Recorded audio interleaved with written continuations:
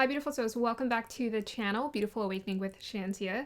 So today we're going to be looking into your soulmates. I honestly didn't know what reading I wanted to do today, and so I was asking my guides, like, what's a reading I can do that would be fun? And immediately they suggested a soulmate reading, and I do actually have a lot of fun with the soulmate readings. I get really creative with them. So of course I have for you guys some channeled messages from my ginormous playlist, and I have to say we got some really in-depth stories.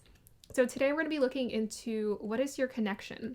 The channeled messages kind of reveal what's the connection and maybe sort of the story with your soulmate. We're also going to be looking into how you meet your soulmates, as well as some additional clues about who they are if you have or have not met them.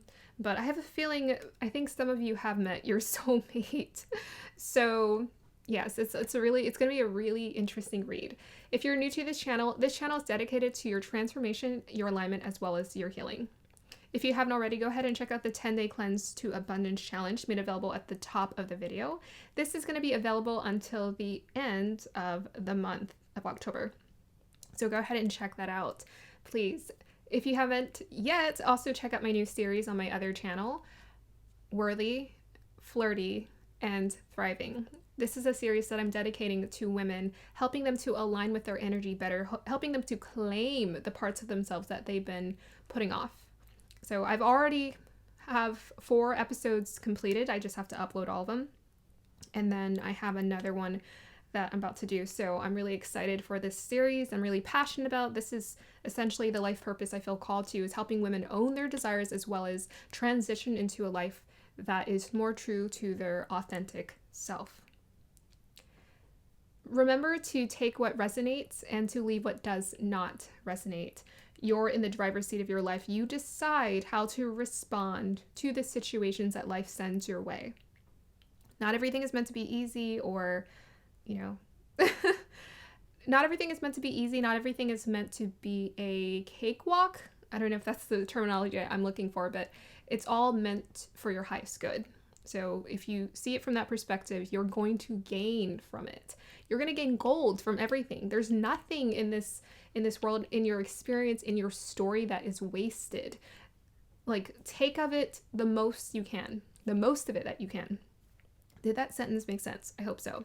Thank you guys so much for supporting the channel. Please continue to support the channel by hitting the like, subscribe, and watching whatever videos I have available. I'm having so much fun with these pick a card readings, and as of now, I have the option to take on channeled members. So if you want to become a channeled member? Yeah, channel member. Yes, if you want to become a channel member, please go ahead and join. So there's some special perks for each of the different types of members. I would love to start, I'm not entirely sure, but I would love to start maybe in November doing some lives with you guys. And some of the, the live members, channeled members, you guys are going to have special perks to those situations. And if you want to work with me personally, all my information is down below if you'd like a personal tarot reading or one-on-one coaching, or if you would like to become a channeled member, I offer 15-minute reads once a month, personally dedicated towards you. So it depends on what level you choose. Okay, lots of excitement, lots of new announcements.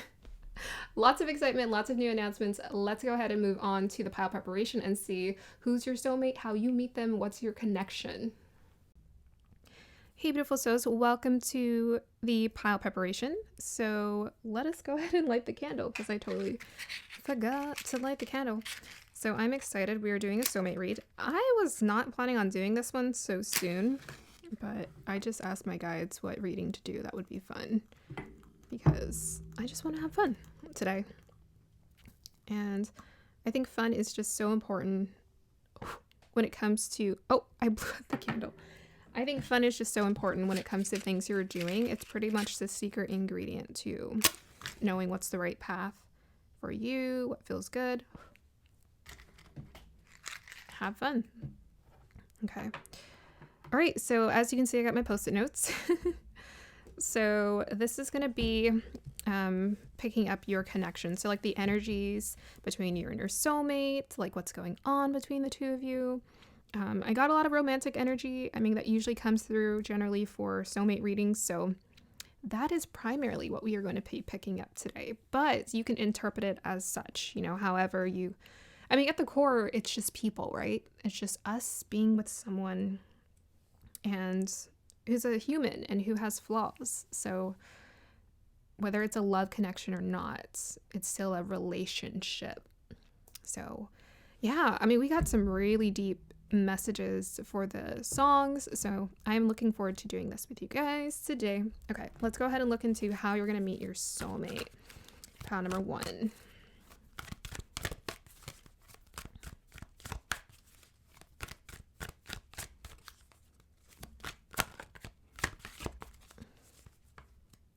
Let's go ahead and just move these forward.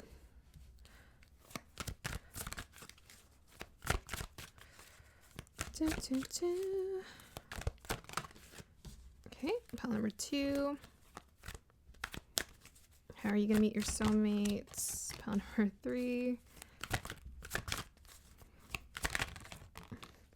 Yeah, so I kind of want to get like what's bringing you guys together energetically. We'll kind of get some personality through this. Like, how are you guys vibing together when you meet, as well as like the literal like story of how you're meeting. Okay, pile number 4. We'll take that. Alrighty, let's go ahead and proceed forward. Have you ever had like a really good shower where it's just like, oh my gosh, that was me. I was like standing in the shower and I'm like, I don't want to leave. I don't want to leave. This feels too good. Yeah. I definitely needed that. Okay, pile number 1, please. Get some additional clues. Pile number 2. Pile number 3. And pile number 4. Okay, let's get a clarifier for 1, please. Okay, not 3. Clarifier for pile number 1, please. Okay, clarifier for pile number 2, please. Clarify for pile number 3. Clarify for pile number 4. All right. Yeah, it's so interesting because I have a huge playlist of songs, and I gotta say, I was kind of surprised for the songs that were chosen this time around. So yeah, I think we're gonna get some really interesting energies. Sometimes I find I get a lot of strong energies because of the people that feel pulled to the video or need the messages, essentially. So I think we're gonna have a really interesting mix of people. I'm trying to decide if I like this lighting. Let's kind of turn it down here.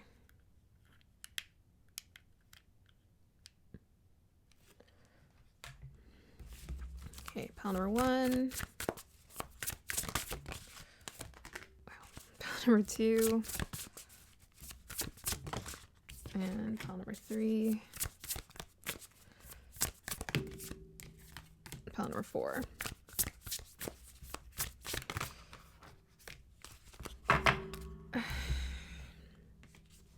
Yeah, so like I was asking my guides, I'm like, oh, like what kind of reading I should do, and then they pulled the Lovers, the 2 of Cups, and I was like, y'all want me to do a soulmate reading, really? And then I pulled a Reconciliation from the Tea Leaf Oracle card and Getting Together with Friends. I'm like, oh, this is definitely a soulmate reading. And I pulled Family Matters as well. So this soulmate person could also be like a family connection, quite possibly for some of you guys. We're going to get the story in this experience. Okay, pile number 1, please. Because a soulmate, you know, we get more than one. Pile number 2. I feel like anyone you're in a long-term connection with is essentially a soulmate, someone who you are called towards. And then pile number 3. And pile number 4. Okay. Okay, so this is going to be clues about who they are. So we'll see how much wants to come through. I'm going to pull these. And then I also have these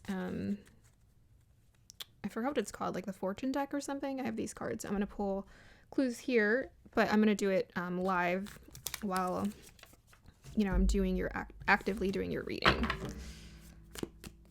Okay, let's see. Pile number 1, clues about their soulmate. Pile number 2.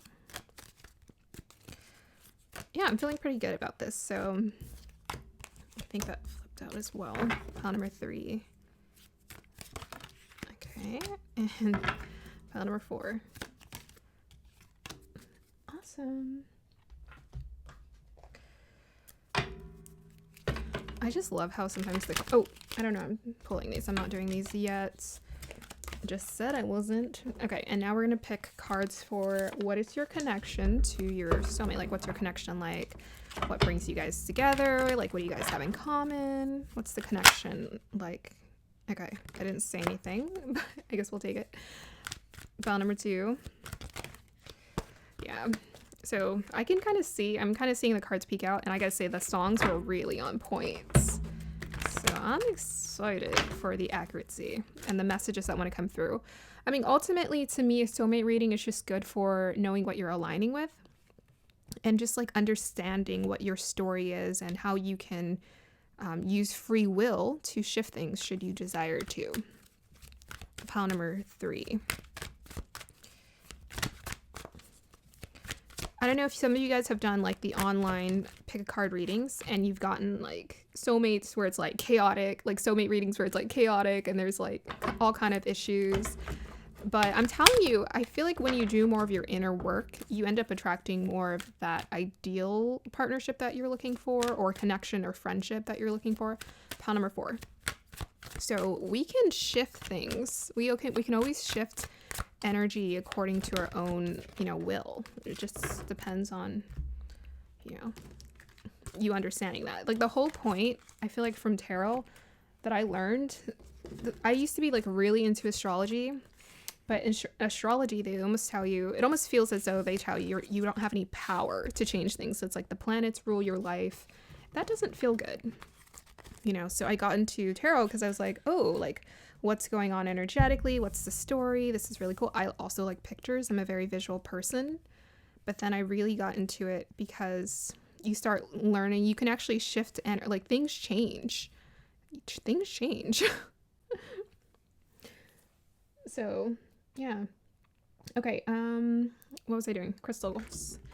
It's so funny. Like the first maybe like 5 or 6 pick a card readings, I kept calling these stones because I collect them, but I don't know.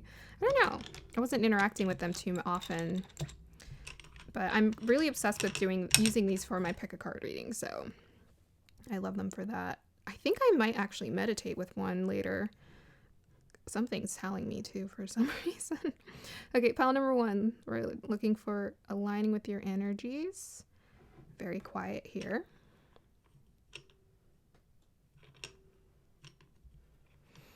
Yeah, I'm really excited. Ooh, okay, I can feel it. Hold on, which one is it? Is it you?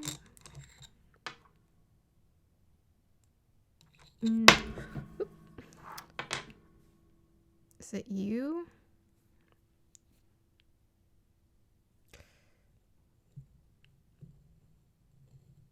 It almost feels like it might be this guy. Yeah, it is. All right, pile number 1, you get the tangerine quartz. He's been very popular lately. I don't know why I wanted to call him a he, but I just did. Okay, pile number 2. Ooh.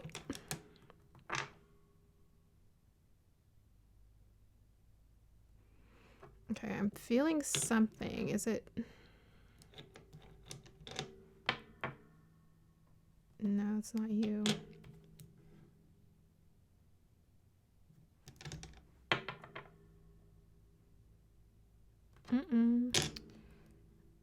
Okay, it's like right here, literally right here.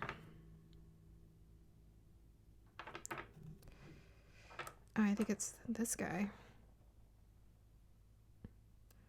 Celeste, is it you?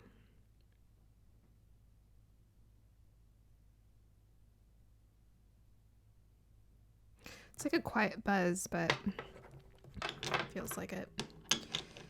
Okay. Okay, pile number 3. We're looking for you, pile number 3.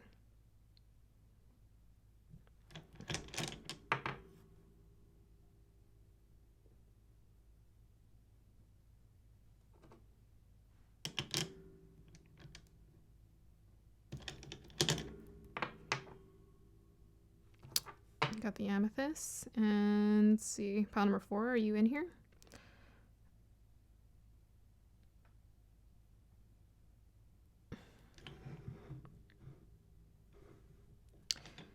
This is pile number 4. No. Is this pile number 4?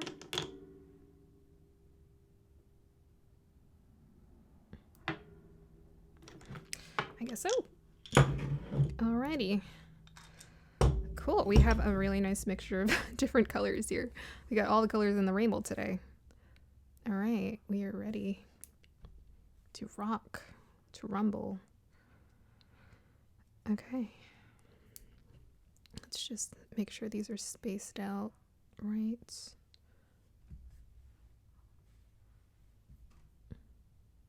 Hi beautiful souls, welcome to the point where you get to pick and choose your pile. So let me go ahead and introduce the piles to you. We have pile number 1 with the tangerine quartz. We have pile number 2 with the celestite. We have pile number 3 with the amethyst. And then we also have pile number 4 with the jadeite. So please take your time. Meditate on the pile or the piles that best resonate with you.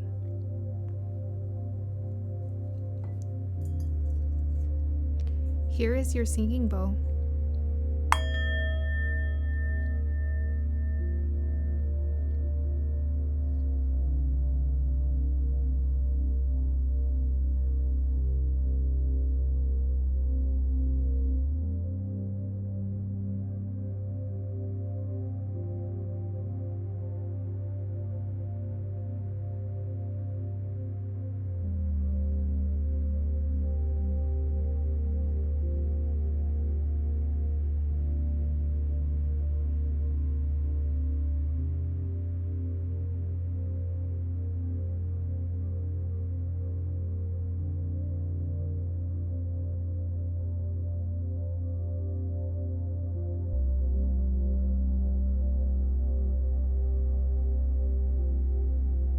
Pile number 1, if you chose the tangerine quartz, we're going to go ahead and start with you.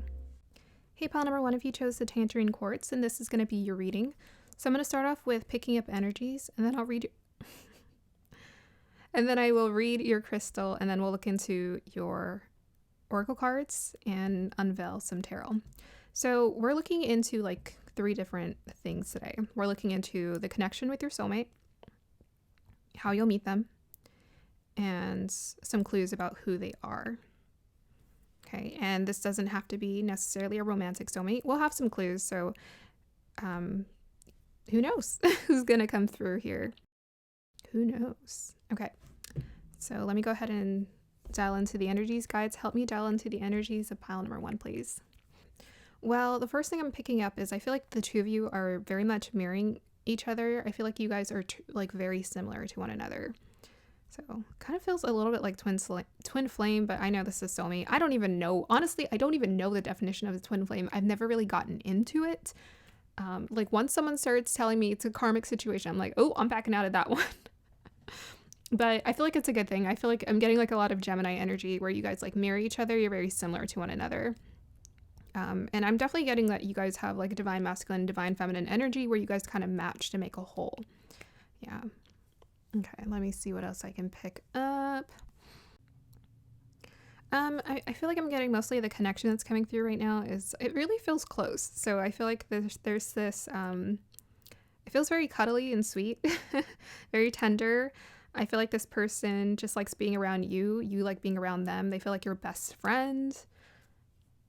Yeah, they feel like a best friend. Very much supportive of being around you and being a part of your life. Let's see if I can pick up anything else.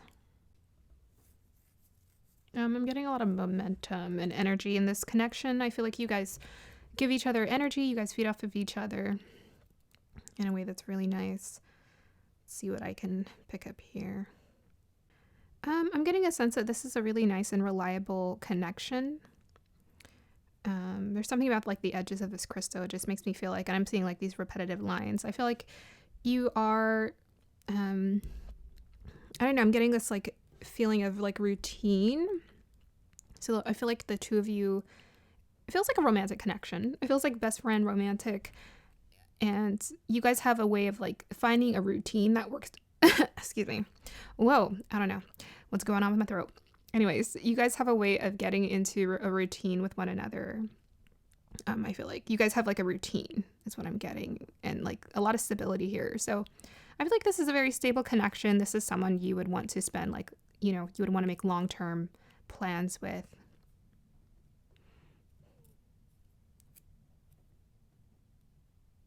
I feel like this person is very supportive.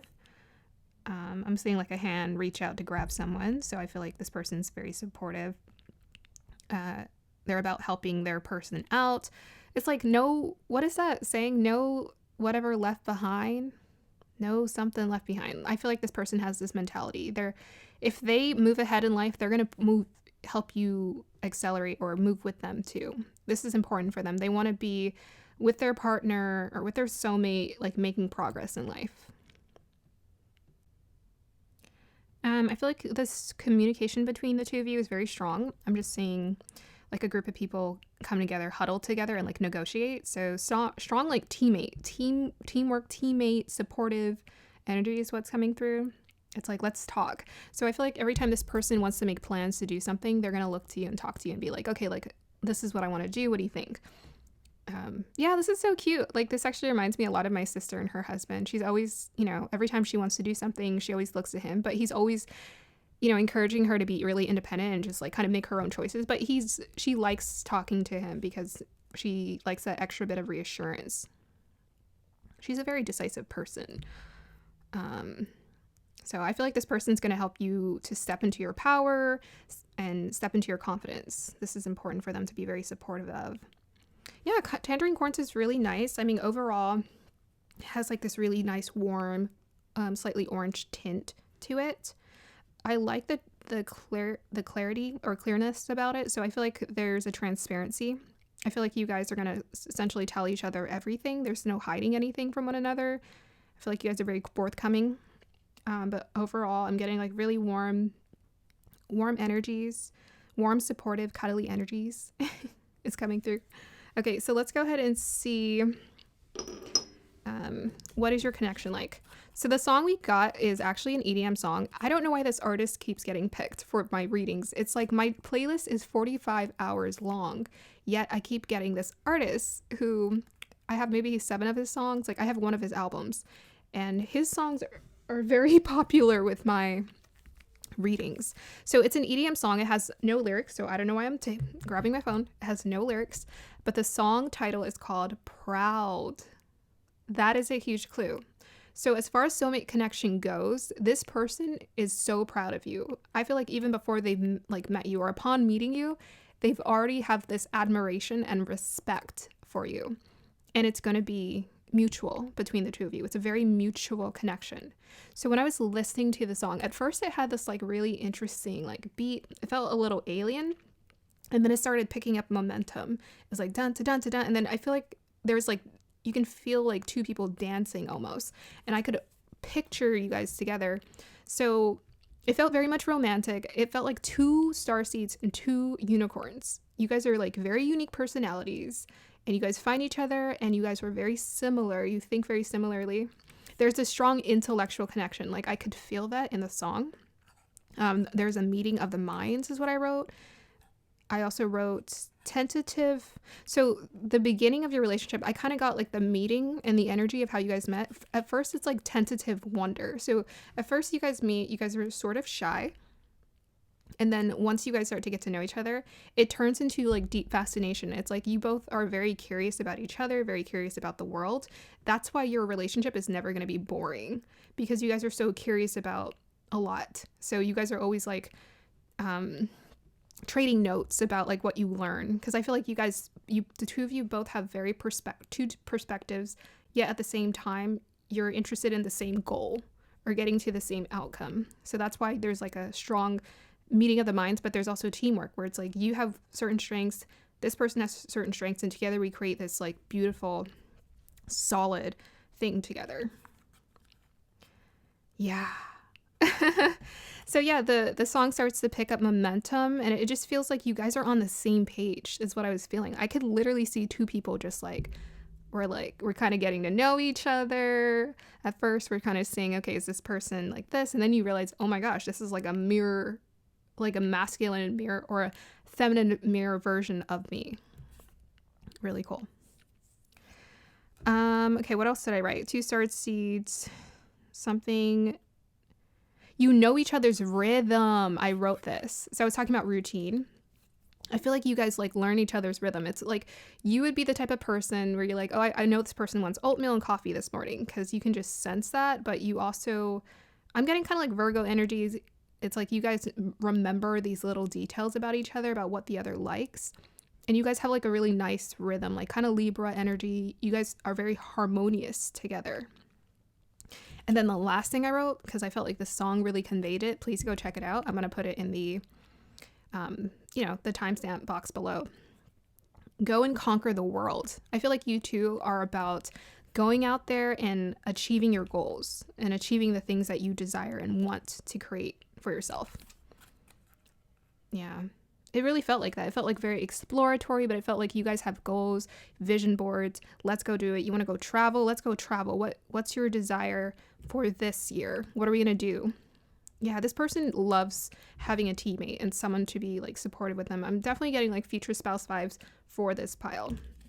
Okay, so let's go ahead and move on to the cards. So let's see an additional clue about what your connection is going to be like. Yang energy. Oh my goodness, I love it. Yep. You guys are about taking action. So you guys are going to inspire each other to take action, to get out into the world, to be active, to be seen, to make your dreams come true, and just like stir up a lot of magic here. I'm seeing these 2 hands. I feel like that's you two, I was seeing a hand reach out. Like, I feel like you guys are like, you're here to create a vision together. You're here to light up the world together and bring joy to the world. So your connection is like, there's lots of passion, without question, with that yang energy. This is masculine energy, but you guys are going to be like manifesting things into this world. Yang energy is all about taking action and doing, but you can obviously see there's some creative energy moving here. We got stars. So I think you guys are going to help each other just become the best versions of yourself. Like whoever you desire to be, this person wants you to be that best version, but it's because you want it. They're supportive of what you want. So you guys are definitely on the same page. So if this person is like more mellow, they want a nice home and, kids and like a good job, then you're going to be on the same page. Otherwise, if you want like, you're a big dreamer, you want big things to happen in your life, this person is your mirror. They're all about that too. Yeah, we got the sky in the background, so it's like the sky's the limit. Yeah, sky's the limit. Okay, next card. Really cool. Clues about them. So let's find out clues about them. So this is one card that represents them, and then I'll pull another one. Clues about this person's soulmate. Pile number 1, soulmate. Oh my gosh. Yep. What was I saying? Future spouse. We got courtship, number 4.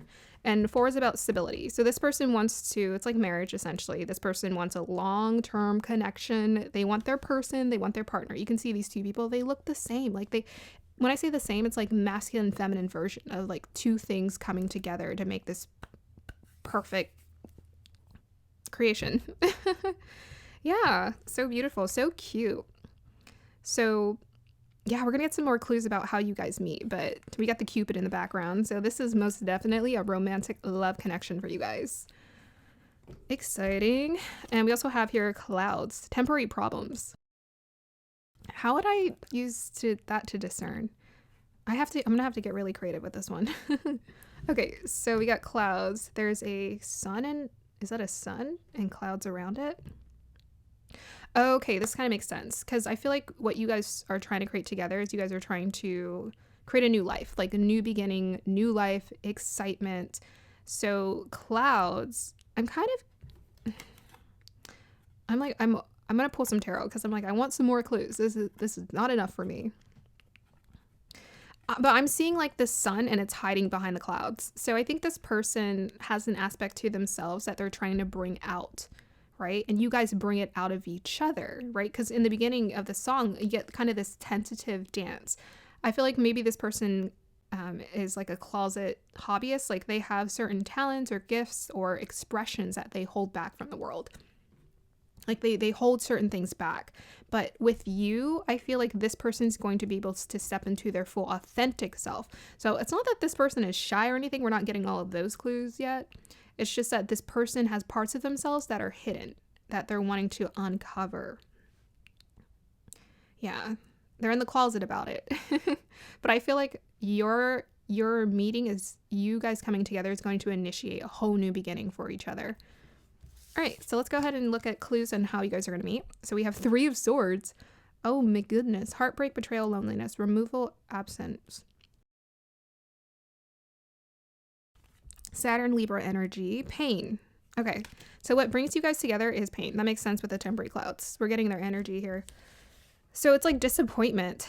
What brings you guys together is the disappointments in your life. So you guys can relate on, I'm getting like a little bit of like childhood trauma, heartbreak, disappointments, fears. This is where you guys kind of connect, is like you guys have gone through similar obstacles. You can relate on that level here. We're going to get some more clues. We have here manifestation. Awesome. Yeah, that's like totally night and day, right? So it's like the beginning of the story is we go through disappointment, we go through heartbreak, and then we manifest. Like this person has learned how to manifest exactly what they want. And I feel like you've learned how to manifest by the time you meet them exactly what you want, because you've asked for it after disappointment. So this person has been disappointed. They've been hurt, very much gone through a human experience of like that Saturn, like maybe their Saturn return, where they've just been... It could have been some kind of betrayal. I mean, we got the clouds here in the background, clouds here. So it's like their life has just been cloudy. And then they decide to make a decision to like, I want to bring some more sunlight into my life. So if this is similar to your story where you are in like maybe depression or, going through the darkness and the sun is here. Do you see the sun? It's like trying to peek out, but the sun is wanting to come out. But in order for the sun to come out, we have to be decisive. We have to transform ourselves from the inside out. And I feel like this person goes through an inward transformation to be more intentional about what they want in their life. We have here Venus. Give and receive love, find value, and see beauty. Look at that, night and day. So what brings you guys together most definitely is this, like, I want love. I want beauty in my life. I want happiness. I want to shine. So like the pearl in the clam, it's about shining. It's connected to Chitra Nakshatra, which is in Libra, which I was just talking about. We got Libra here. This person, there might be a connection with Libra here. You might have a significant Libra in your chart, or they might as well. Yeah, so like this person, I think, has gifts, right? And there are certain gifts that they're hiding maybe from the world. I'm getting starseed energy, so I feel like maybe they're learning how to tap more into their starseed gifts. I mean, I would think with the manifestation, they're tapping into their starseed gifts pretty well.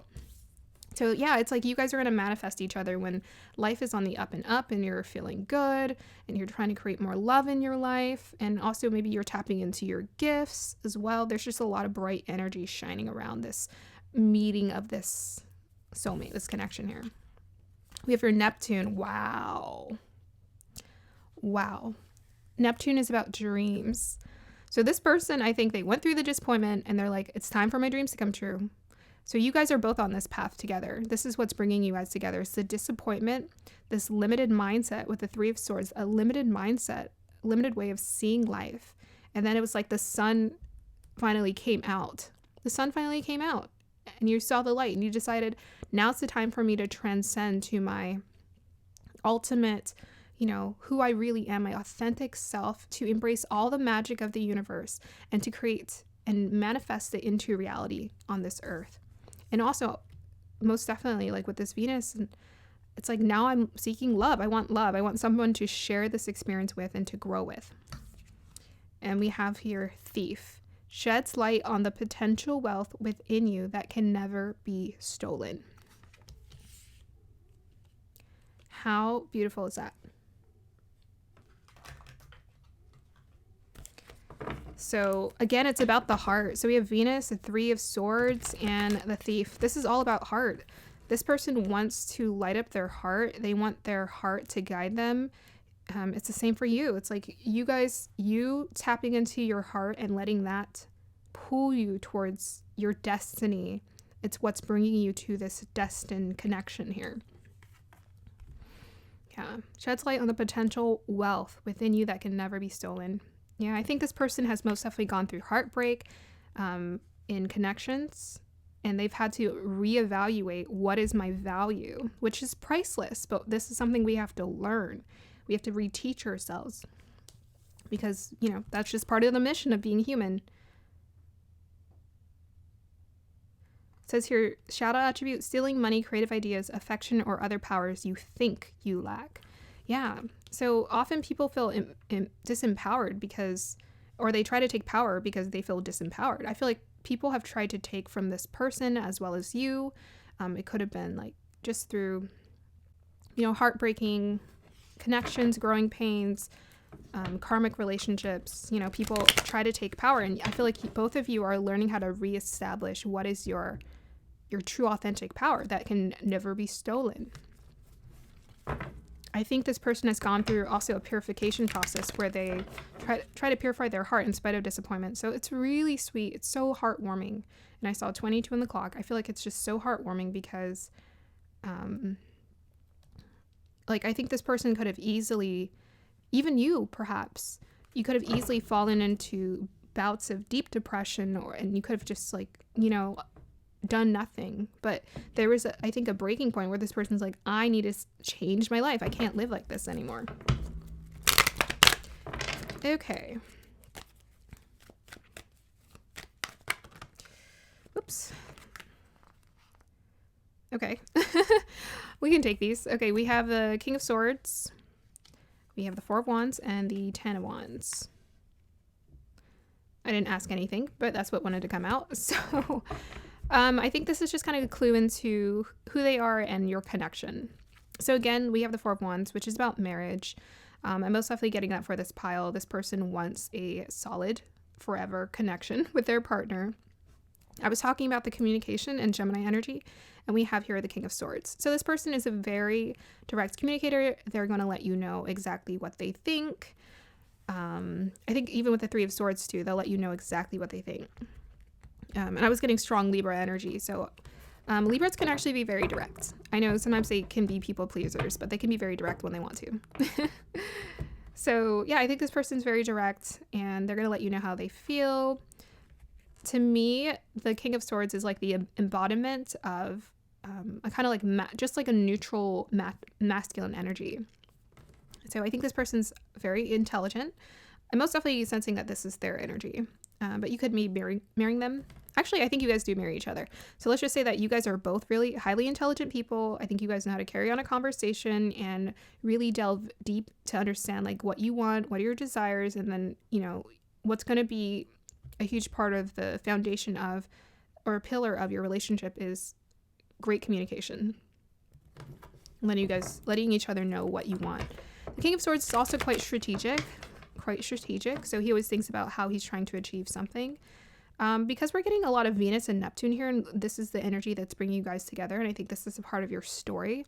I think most definitely, I think this person has worked hard to kind of create a certain kind of life materially that has worked out okay, but it hasn't made them happy.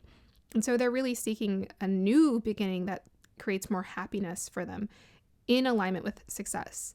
With the Ten of Wands here, I think they're most definitely a hard worker. They put in a lot of effort. You may also put in a lot of effort. You may be very ambitious and a hard worker as well. Okay, so we'll just ask for additional clues about them, and then about how you guys meet. Additional clues about this person's soulmate, please.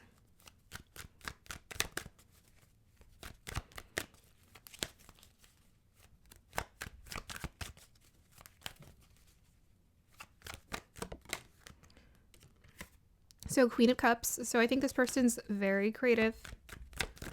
Very creative. Look at that. 2 of Cups. Oh my gosh. And a romantic. Oh my goodness. Are they a romantic? This person's very much romantic. Again, we got the 2 of Cups, right? They're mirroring each other. Masculine and feminine energy. And we got the courtship. Yeah, this person sees their partner as an equal. They highly value their partner. Queen of Cups, this person's very creative. I think they're trying to learn how to get more in tune with unleashing and allowing a lot of those creative abilities to come through. I think they're also quite intuitive. Clues about pile number 1's soulmate. We have Uranus in Aquarius in the 7th house. Yeah, so I was getting like star seeds and what was the other word I wrote down? 2 unicorns. Yeah. And we got Uranus and Aquarius. To me, that's like very much unique, original, different, unlike anyone you've ever met. Yeah. I think this person's like very unique. It's like the way they dress, the way they, I don't know, move about. I think it's really interesting because I'm getting there's some aspect of disappointment that they've experienced here. Clarify and Uranus being in Aquarius. I told you guys communication was going to be the highlight of your relationship. And we have Uranus, which is the co-ruler of the 11th house and connected to a co-ruler of Aquarius, which is a communication sign in a communication house, 7th house, partnership, communication. It's going to be the highlight of your relationship. Can you clarify the temporary clouds for, what this person has gone through and what that is about, guys? Let's see what the temporary clouds is about.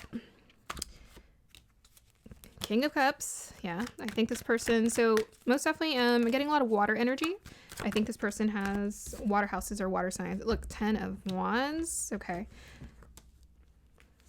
I think this person's quite deep in their emotions. Hold on, let me change the camera. So this person's very emotional. What's going on? Let's see. Tell me more about the temporary clouds. Clues, please.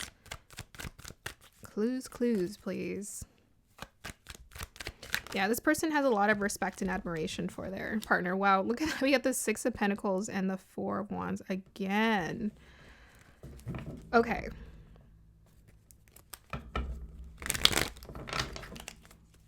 Tell me about the 4 of Wands, please. Whoop. Kind of threw that out there. 9 of Swords, 8 of Pentacles.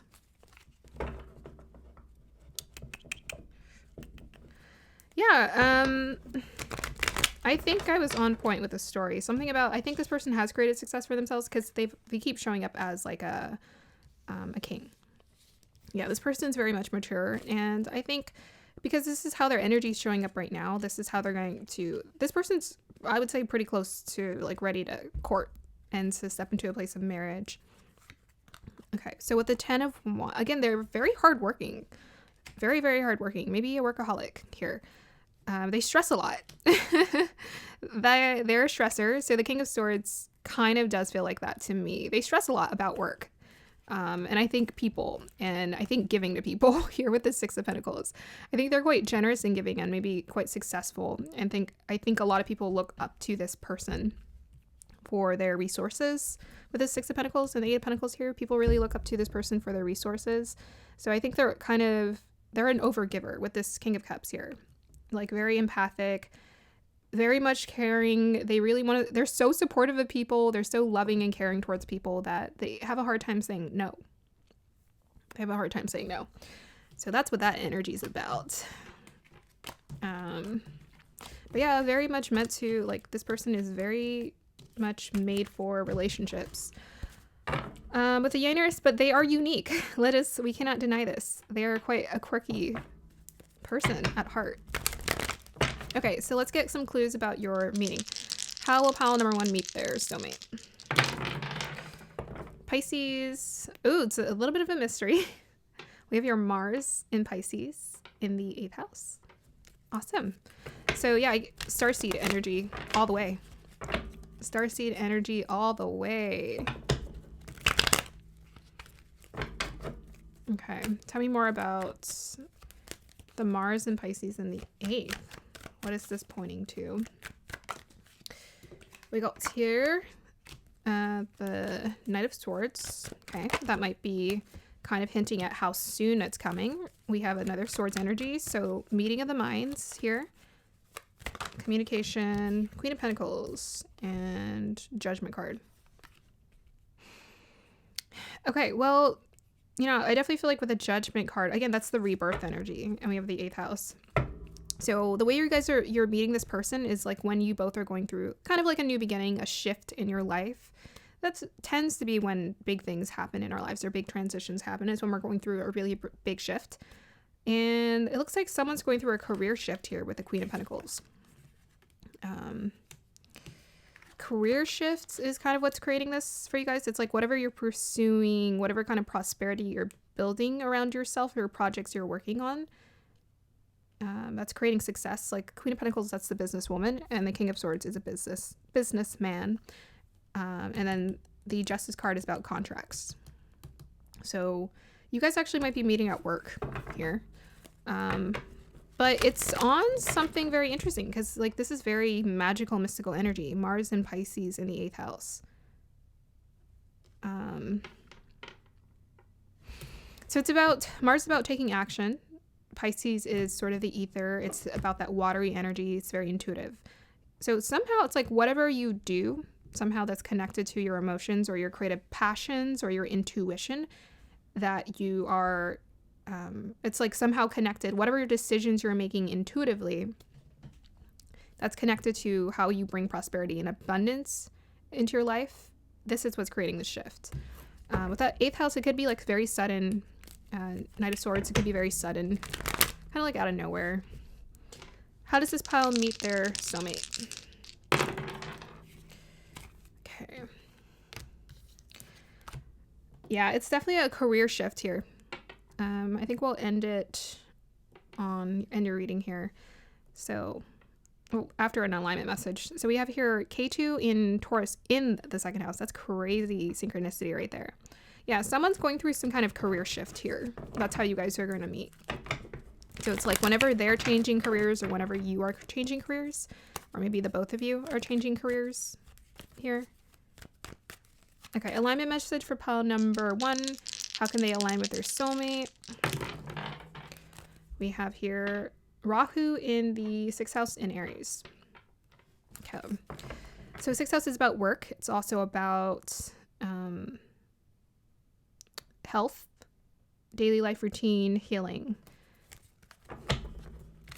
And you have Rahu there, which seems quite significant. So it's like when there's like a lot of energy being put into sort of like a day-to-day life where you're putting together a routine for yourself with that Aries energy, it's something you're like building for yourself. So it's like, I think when you're taking a lot of action, like I can almost imagine someone who feels like they're on the up and up of life, where they're taking action and they're moving towards maybe their life purpose with that Rahu. You're moving towards your life purpose, or you're moving towards something you're very passionate about. You're very like obsessed or really focused on something. Rahu can be about obsession. Maybe you're really obsessed about, it could be career, health, routine, creating like the perfect routine for yourself. But with that Aries, that's kind of like leadership energy there. It's like you're doing something for yourself. You're really stepping into like nourishing yourself, attending to your own needs, figuring out what you want, and most definitely taking action with that Rahu. So you're going to be in a very active place when you meet this person. Clarifier for, or additional message for how this pile can align with their soulmate. You know, it's funny. When I saw the blue, I was going to say communication, but I was like, no. And then it came up in the reading anyways. So there we go. 4 of Wands. Okay. It could be like when you guys go to like a party. Oh, well, that kind of confirmed it. So yeah, so you're going to align with your soulmate when you're in this place where you're like meeting a lot of new people in life. You could like maybe meet this person at a party. It's like you guys are in the same place at the same time, but it's most definitely with these cups cards here. It's like when you're having a good time is when this person's going to come into your life. When you're having a good time, you're meeting new people, you're reaching out, and you're following like your dreams, your passions. You're in a very expressive place in life. Okay, pile number 1, I'm going to go ahead and end your reading here. I hope you guys enjoyed that. Let me know if it resonated. Have a beautiful day or evening. Bye. Hey, pile number 2, if you chose the Celestite, then this is going to be your reading. So first I'm going to go ahead and I'm going to pick up on the energies, and then I'm going to read your crystal. We're going to look at the channeled message, and then we are going to unveil your oracle cards. So we're looking into 3 areas. We're looking into what is your connection, how you meet them, and some clues about who they are. And then I will be pulling additional cards from this lovely fortune deck for clues about who they are. Okay, so let's go ahead and start. Guides, dial me into the energies of pile number 2. Who, or just, I don't know, any clues you want to tell me about this connection, please. Okay, so the first clue that came through is like busybody. So I was like, I don't know, it's like seeing like a group of animals and they're like stampeding. I don't know, they're just like a group of animals. So I think this person likes to mingle. They like to talk. They like to get to know people. I think this is probably how you're going to meet them. It's just like amongst a similar group of people where you guys are, yeah. Like I was seeing a herd. So I feel like this person likes to be a part of a collective of some sort. And that feels significant, like movement, meeting people. Yeah, this is what brings you guys together. Well, I feel like I want to say no duh meeting people is how I'm gonna meet my soulmate. But yeah, that's one of the clues that came through. Show me clues about who their soulmate is. Let's see if we can get clues about your soulmate. Okay, I feel like I'm seeing a turtle. Again, like the movement here. Okay. I feel like your soulmate, well, maybe they're a busybody, but I feel like I was seeing a herd, so maybe it's more has to do with like being part of a group of people. I feel like I was seeing a turtle. So I think this person they like to take their time. They're quite patient. That's who your soulmate is, a patient person. It seemed like a fast turtle. I'm not gonna. Okay, that's really weird. Okay, anything else you want to tell me about this connection?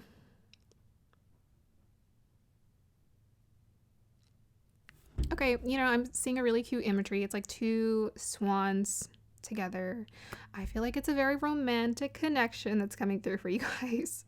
So yeah, that's something to look forward to. It feels very romantic. I think this person is romantic. They like to romance their partner.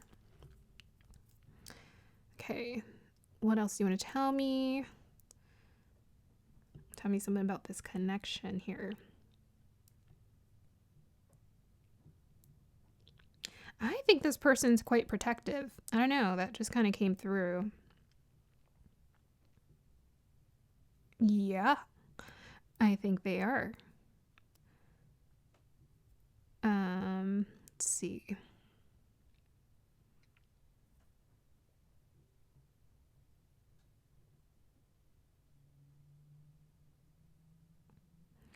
Yeah, I'm just getting a lot of romance for this pile. I'm seeing like 2 people kissing, just united together. And this looks like a wedding dress, so I feel like this is going to be very much like future spouse energy coming through here for the soulmate connection. I think I keep seeing like a dog and wolf or dragon. I don't know what that is. I think this person is very loyal. So this connection, yeah, I'm seeing like a wolf. So I feel like there's something. Okay, I'm getting strong past life connections for this pile. Like strong past life connection with your soulmate. I mean, it is your soulmate. I feel like when you guys see each other or you guys make eye contact with one another, it's just you're gonna know. It's like, this is my person. I can feel it. I can literally look into their eyes and just see it. There's a quiet energy around this here as well. It feels it's just very sweet, very endearing. I feel like this person is very observational.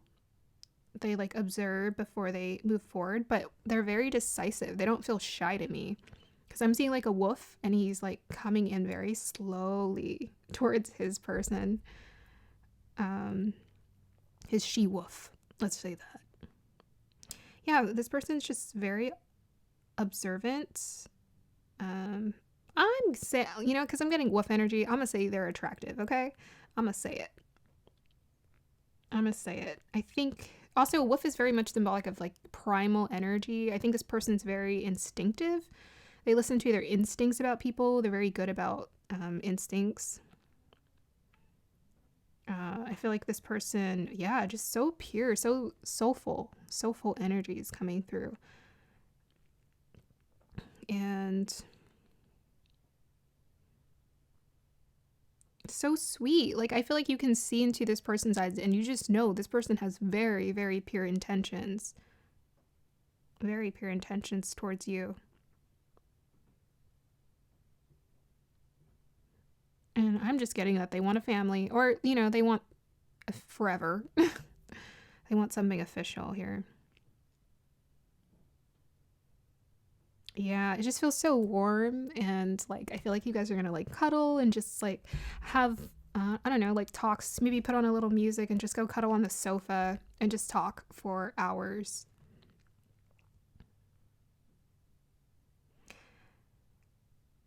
I feel like this is a very divinely orchestrated, pure love, we've created this person for you kind of connection. It's so sweet. Okay, so let's go ahead and look into the channeled message. Okay, so the song you guys got is Sixes to Nines by Big Wild, featuring also the artist Rationale. I can never read my handwriting. Okay, so let me go ahead and read you guys the lyrics for your song. It's a really fun song, definitely romantic. No question about it. Very romantic. Oh, yeah, I got the artist name right. Rationale. Okay, so here are the lyrics. Brace yourself. I want you to hold me. Now, guys, I get amnesia 90% of the time. I don't remember. I'm terrible at lyrics, so I don't even remember what the lyrics said. But it says, I want you to hold me. Come lay with me. Set aside your problems with me, baby. Oh my goodness. That is insane. Save your conversation for the basement. Yeah, I want you speaking in tongues. You know what they say about those. They come together. Look, we're together. You can't let them slip away. You can't let them slip away. Yeah, this person is not going to let you slip away. It's like once they find you, they're like, let me finish the lyrics. A good thing together, so unpredictable. So there's also going to be a lot of fun, I think, involved in your connection. But for the most part, like, I'm getting very solid. But one thing I know for sure, you turn my sixes to nines. Frequently fly, we can't deny. No. So 6 to 9 to me is about an upgrade. It's like getting an upgrade. You're an upgrade to this person. You upgrade their life. You upgrade. You just bring that spark into their life. But this is also the mutual connection too. This person also elevates and upgrades your life too. Frequently fly, we can't deny. No, this feeling tonight, I know I weaken when I, oh my gosh, this is when I look in your eye and you're holding me tight. We're in love, you and I. You turn my sixes to nines. You turn my sixes to nines. I want you to hold me, ride this with me, search inside your inhibitions, maybe. Sometimes when it feels right, maybe it's all right, all right. I want you speaking in tongues, know what they say about those, they come together, look, we're together. Same lyrics. Yeah, so sweet. So very much this person is like, physical touch is so important to them, like being cuddling close. That's why I was getting like that wolf energy. Yeah, this person loves to hold you. They want to be held. It's like you guys are going to be cocooned together. They want to, it's like set aside your problems. This person's very comforting. You may also have that talent as well to just like help people forget about their problems. It says save your conversation for the basement. It's like this person wants you talking to them. So communication is very important to them. They want to know what's going on in their partner's life. That's so sweet. They feel like you are a good thing. I'm feeling like the best thing that's happened in their life. Frequently spy, we can't deny this feeling tonight. I know when I weaken, when I look in your eye. I love that. Okay, so we already talked about all the additional clues. I wrote here in my notes, absolutely in love. And I wrote the feels times 10. The feels times 10. That's how this person feels about you. They're holding on to you forever. And then I wrote, they like a little bit of unpredictability. So they like adventure. It's a very adventurous song too. It's very playful. So please check it out. It's really good. So the first card we're going to pull is, what is your connection with this person like? Oh my God. I love it. You guys got serendipity. Number 18. That is so magical. Oh my goodness. Yeah, this person is such a romantic. And they have such a beautiful inner child. So they like this play. I feel like they feel lucky. You guys, I feel like you two both feel lucky to have each other. You're going to be one of those couples where people look in there and it's like, oh my God, it's so annoying, but so cute. Yeah, it's just like so genuine. You're tapped into your inner child magic with this person. I think luck sort of starts to befall you because you guys are emanating it. So it's like there's no such thing as like luck necessarily, but there's such thing as alignment, right? I feel like when you guys are together, your energies just feel so good, so aligned. Like the 6s to 9s, that's like manifestation. That's like an upgrade. That's like magic.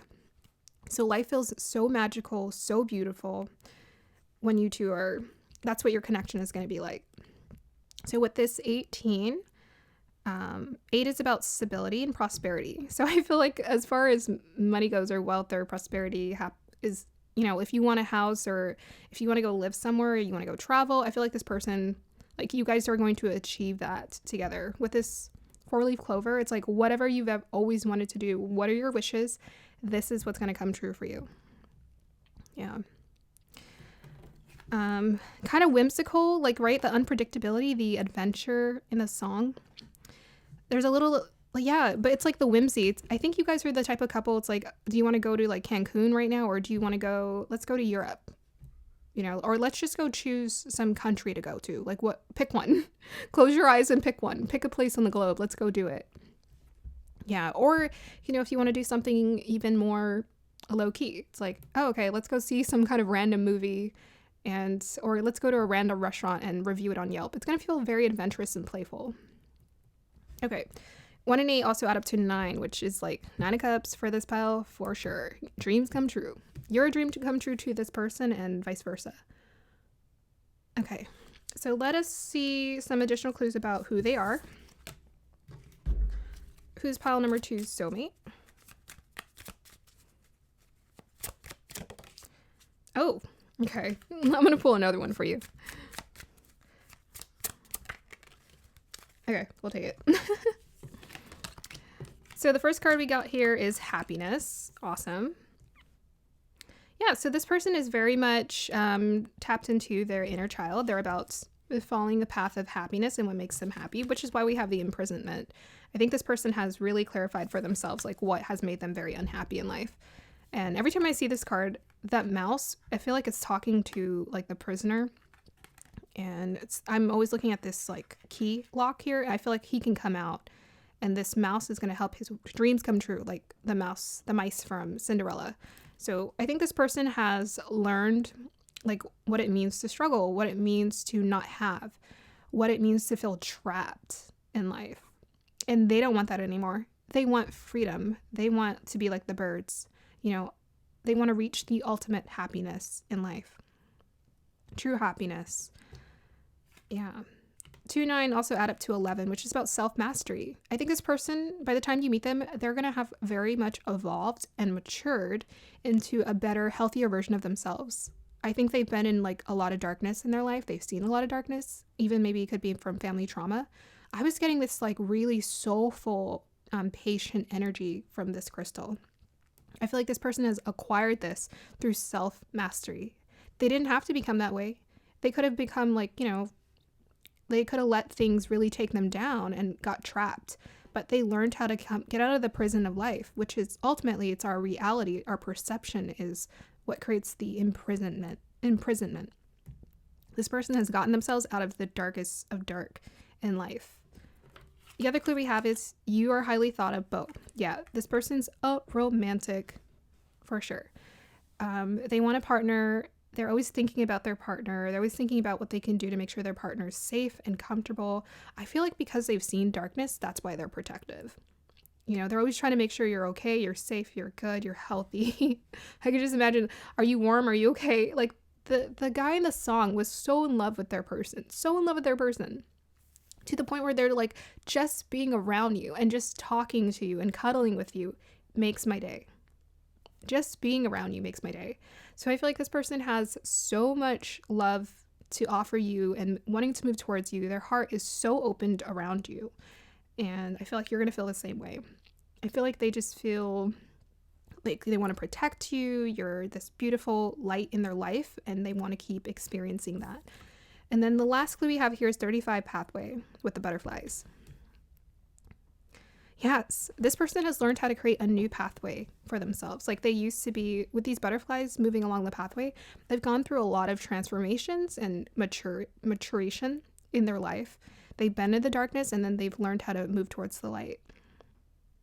With, you know, this imprisonment and like the light here, and I was thinking about Cinderella, I feel like this person has really tapped into getting in tune with their spirituality or some deep, like some higher power to get them out of the darkness of life here. Yeah. So 29 or 35 could be significant, or 18. Maybe you'll meet them in 18 months. Who knows? Maybe they're 29 or they're 35. 3 and 5 also add up to 8, which is about prosperity, like long-term prosperity, abundance that we're trying to secure for ourselves. I think security is very important for this person, and this is what they're looking to create with their partner. All right, so clues on how you're going to meet your person. The Fool card. Oh my gosh, I love it. It's time to embark on a new beginning. So this person, you're going to meet them when they're creating a new beginning in their life. Yeah, so I feel like this is what they're moving away from, is this imprisonment. And you're meeting them like right as they're tapping into their lights and like this bright version of themselves. And it's like very like childlike and play free. Really?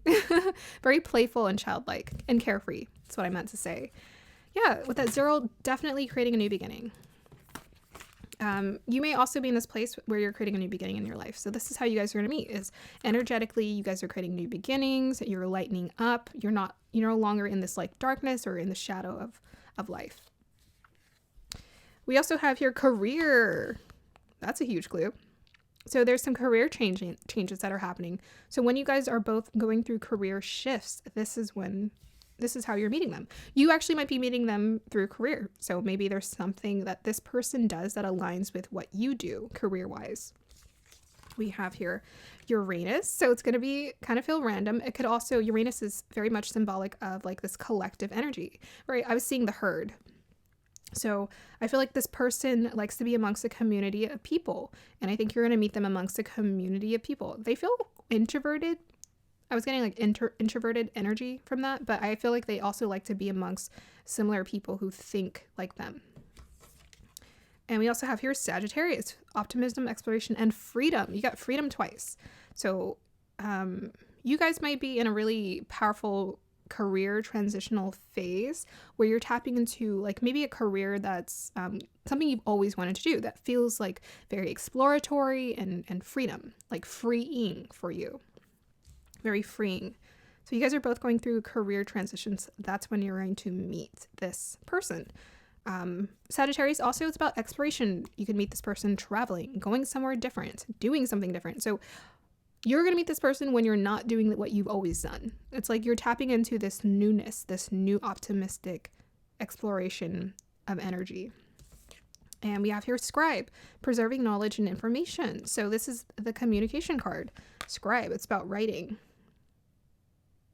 Yeah, so with the Uranus and Scribe, so this is communication. I feel like you guys are going to meet through some form of communication, whether it's phone, through connections, you know, helping you guys to meet each other, or through, you know, email, internet. It could be social media as well, but it feels a little bit more intentional. I feel like when this person does reach out to you, it's not going to be like, hey, you look cute, haha. It's more like, I really like what you do, or I'm really interested in what you do. They might like, you know, they could for sure come towards you and be like, oh, like, I really like what you do. Could I buy your product? But really they're like, can I take you out on a date? So yeah, very cute. Very, very cute. Okay, so let's go ahead and pull some cards for who your soulmate is. Let's get some clues. We nosy. Yeah, and I always, like, whenever I look at this card, I get, like, strong introverted. That's why I'm like, you most definitely could be through the internet with that Uranus energy, because I feel like this is like someone at home. They're at home doing something. Even though Sagittarius is about exploration and travel. Okay, so tell me more about who their soulmate is, guys. Pile number 2 is soulmate. Whoop. 5 of Swords, yeah. So someone who has had to walk away. Let's get some more clues on the 5 of Swords. Clarify that, please.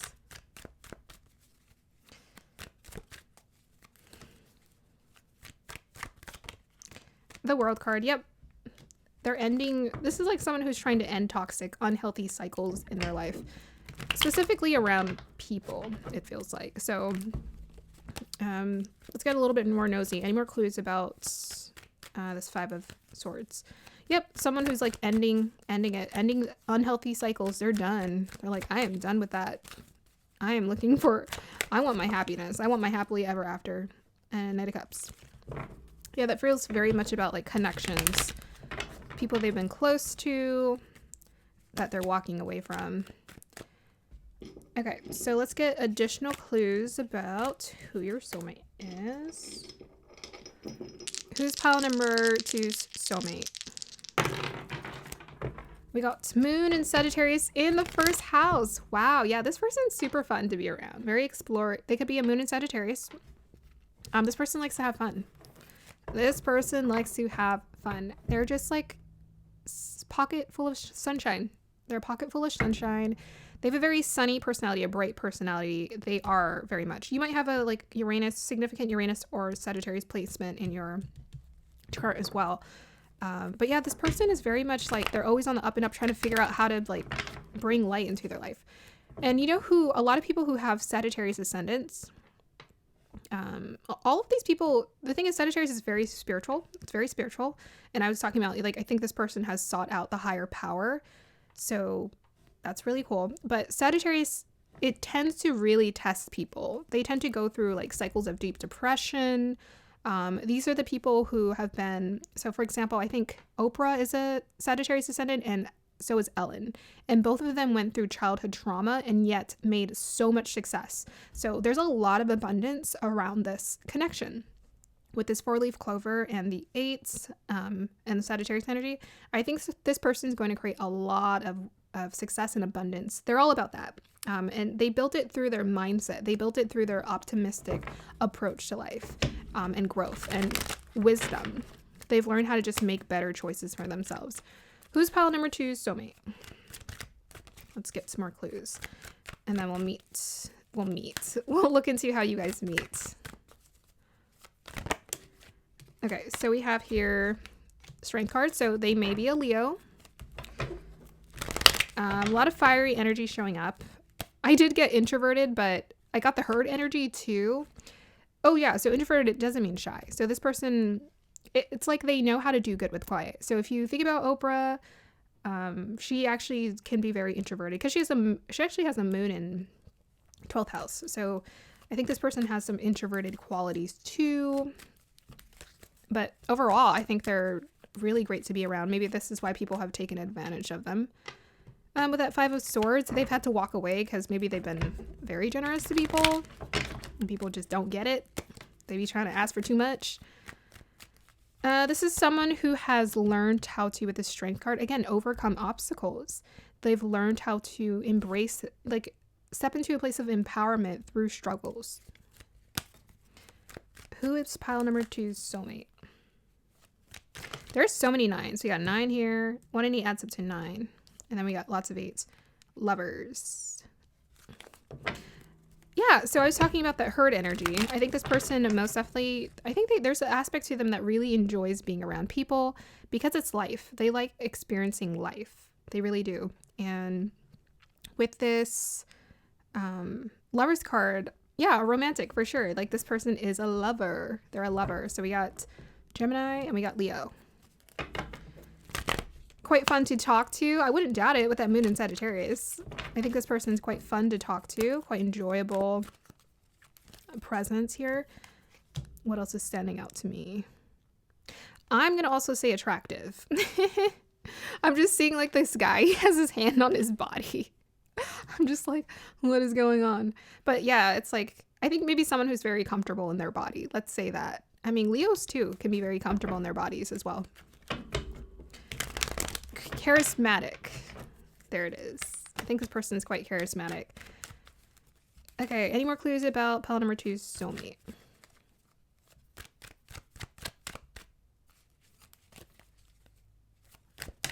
Guys, that's crazy. You got the full card again. This person is eternally optimistic. By the way, they got 3 major arcanas. This person is a pocket full of sunshine. They are happiness on crack. Just like so fun. They're so in tune with their inner child. They're so in tune with having fun. They love being free and carefree. I think this person with this kind of magnetic personality, I wouldn't doubt that they've been able to create a lot of success for themselves, because they have like a very strong magnetic pull about their energy, just themselves. Like they emanate so much. That's crazy. Okay, so let's look into, yeah. This person has like an eternally youthful energy about them. They're always going to have this like beautiful vibe to them. Okay, how does pile number 2 meet their soulmate? So we got Venus in the 3rd house and Sagittarius. So yep, I was talking about connections. We got Uranus, communication. So most definitely it's someone's going to be reaching out to someone here. With that Venus is all about pleasures of life. And we have it in Sagittarius again. How interesting is that? Very much in alignment here. So it's when you guys are both feeling very carefree and optimistic is when you guys are going to meet. It's literally, it's an energetic alignment here. It's like when your Venus is about pleasure, it's about enjoying life. 3rd house is about like connecting to people. It's also about exploration. Here with the Sagittarius, it's like exploring your hobbies, exploring your talents, having a good time, enjoying life. That's when you're going to meet this person. Maybe utilizing, putting out your talents and your skills, you know, investing in enjoying what you're doing. Could be through some kind of artistic pursuit. Look here, we have the Lovers again, and we have the 3rd house. Wow. Clarify the Lovers. I love how we have Gemini energy and Sagittarius energy. There's a strong like North Pole, South Pole thing going on here. I'm digging it. Clarify this Gemini, or sorry, Lovers card, please. I mean, I don't doubt this person. They're definitely looking for a connection, partnership here. So, oh wow, so that's the shift here, right there. So I feel like this person, I don't know, it might start off from friendship with that 3rd house. Like it might start off as like, oh, hey, nice to meet you. Let's talk. Like, what are you doing? What's going on in your life? What's, you know, but very much with that Venus, it's going to be like love, I would say almost right away. Like this person knows they really like you or they're attracted to you right away. Okay, so 5 of Wands, we have the Judgment card and the 5 of Cups. So that's about the new beginning right there. Clarify this 5 of Wands energy. Sun in the 11th in Libra. Okay, so that's about communication energy moving through. Yeah. The 11th house is lighting up. Again, about Uranus is connected to the 11th house. So you're going to meet this person amongst a group of people. Here with the Judgment and the 5 of Wands. 5 of Wands can be about cooperation. 5 of Wands reverse. About people like working together. People who are interested in uniting. You know, creating a united force. So it's like when this person is feeling like really social. It's like when you're feeling very social, you want to connect. They're feeling really social. They want to connect. This is when you're going to meet this person. With that Sun energy and the Venus, it's literally like your heart is manifesting this person. It's like your joy, your heart. Because that's what their energy is. And I think you mirror them in that sense too. That's when you guys are meeting here. It's like when there's like a shift in the emotions with this 5 of Cups. Like we're moving away from disappointments of the past. We're rebirthing into this optimistic new beginning. Okay, we'll do an alignment message and then we'll end the reading here. Alignment message for pile number 2. We have Taurus, moon in the 4th house. Awesome.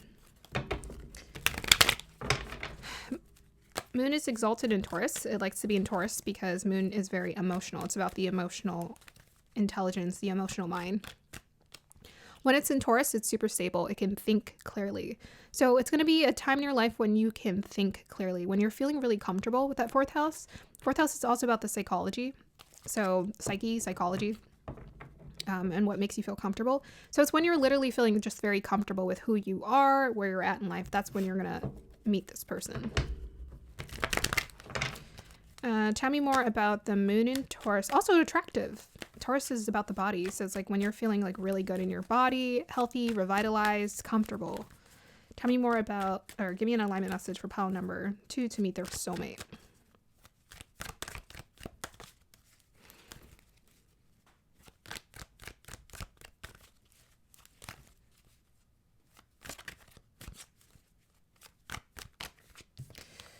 Ten of Swords, it's about the healing that needs to be done. Okay, clarify the Ten of Swords. That's also the psychology. That's the mind, the thoughts.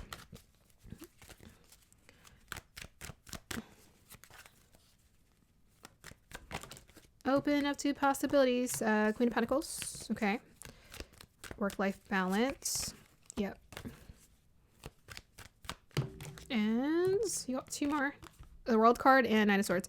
Yeah, so a lot of it, it's for you guys. It's like your psyche. What's going on in your mind. That's when you're going to align with your soulmate. So it's like you're ending the cycle of no longer like stressing out. You're not in a stressful place. So it's like you have to be in a place of, I almost want to say like leisure when you meet this person. It's like you're feeling good. You're feeling relaxed.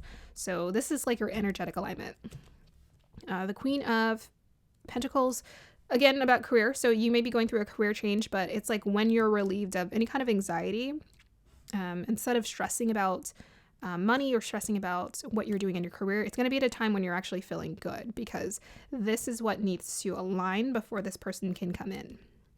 It's when you're feeling stable. So moon in Taurus is also about stability, and like watching their coins. So you're being stable. You're creating a very stable foundation with that 4th house for yourself. You're taking care of yourself. You're making sure you're eating good, sleeping good, but you're also partaking in like work, taking care of your body.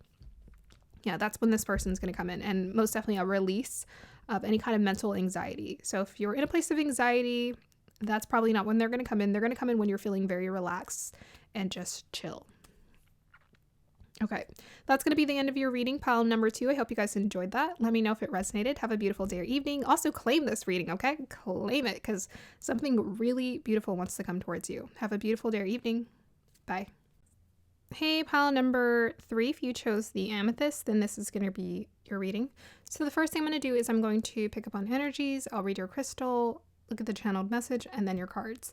We're looking into 3 sections for 3 sections. It sounds like we're in math class or something. So we're looking into 3 sections for your reading. So we're looking into how you're going to meet your soulmate, what is your connection like, as well as who they are, and some clues about who they are. And I'm going to also pull some cards from this lovely fortune deck here.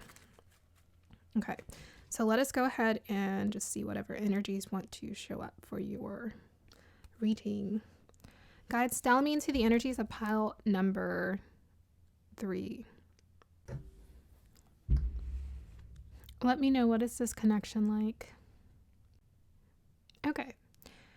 Well, I keep getting really interesting imagery. I keep getting the imagery of someone like moving away. They keep moving away and moving away and moving away. And like they're there and then they're not.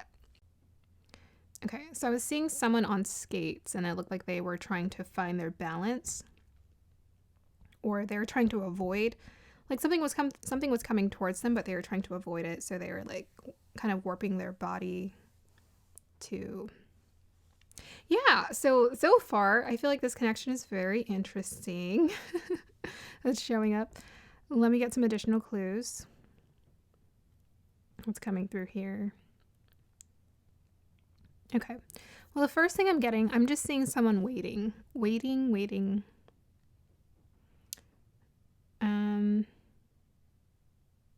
Yeah. Okay. I really want to know why energy is showing up. So for your reading, the energy I'm picking up so far, there's a little bit of like a disconnect happening here. And I'm trying to figure out what's creating this disconnect. Tell me what I need to know. Tell me what I need to know. Okay. So the thing that's coming through is maturity. So for this pile, I'm getting two distinct energies. One is more mature and a caretaker, a nurturer, a giver. The other one is like kind of like just like not really there or not present or not as mature. I'm definitely getting that. They're not trying to take of your energy. It's more like they're trying to, like, they don't know what they want is what I'm getting. There might be an age gap here. They don't know what they want, or they're trying to figure it out. They just feel like distant or distracted. But one person here is very much the giving energy, like very giving, very supportive, very much wants to be in this connection, wants to be there for their person, whichever kind of connection this is. It could be any kind of connection, could be romantic, it could be, because some of these readings, it's a soulmate reading, it can be open up to interpretation in terms of who this person is, but I'm getting like an age gap, like it's someone who feels like older, or they're trying to take care of you, or they're trying to reassure you. So you have to think about like, what is your energy in this dynamic?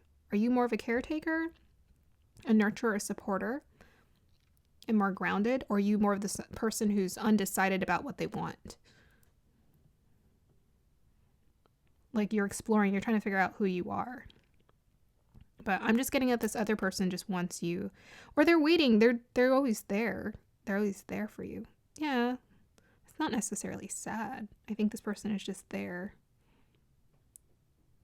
Okay, let me see.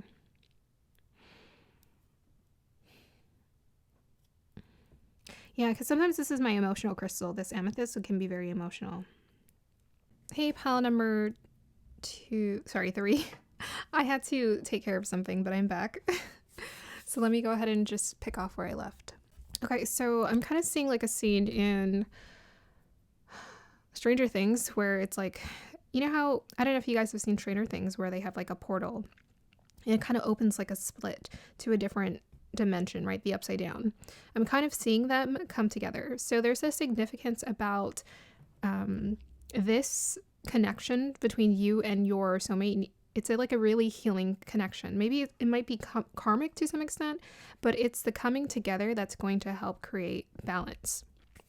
That's very significant. Yeah.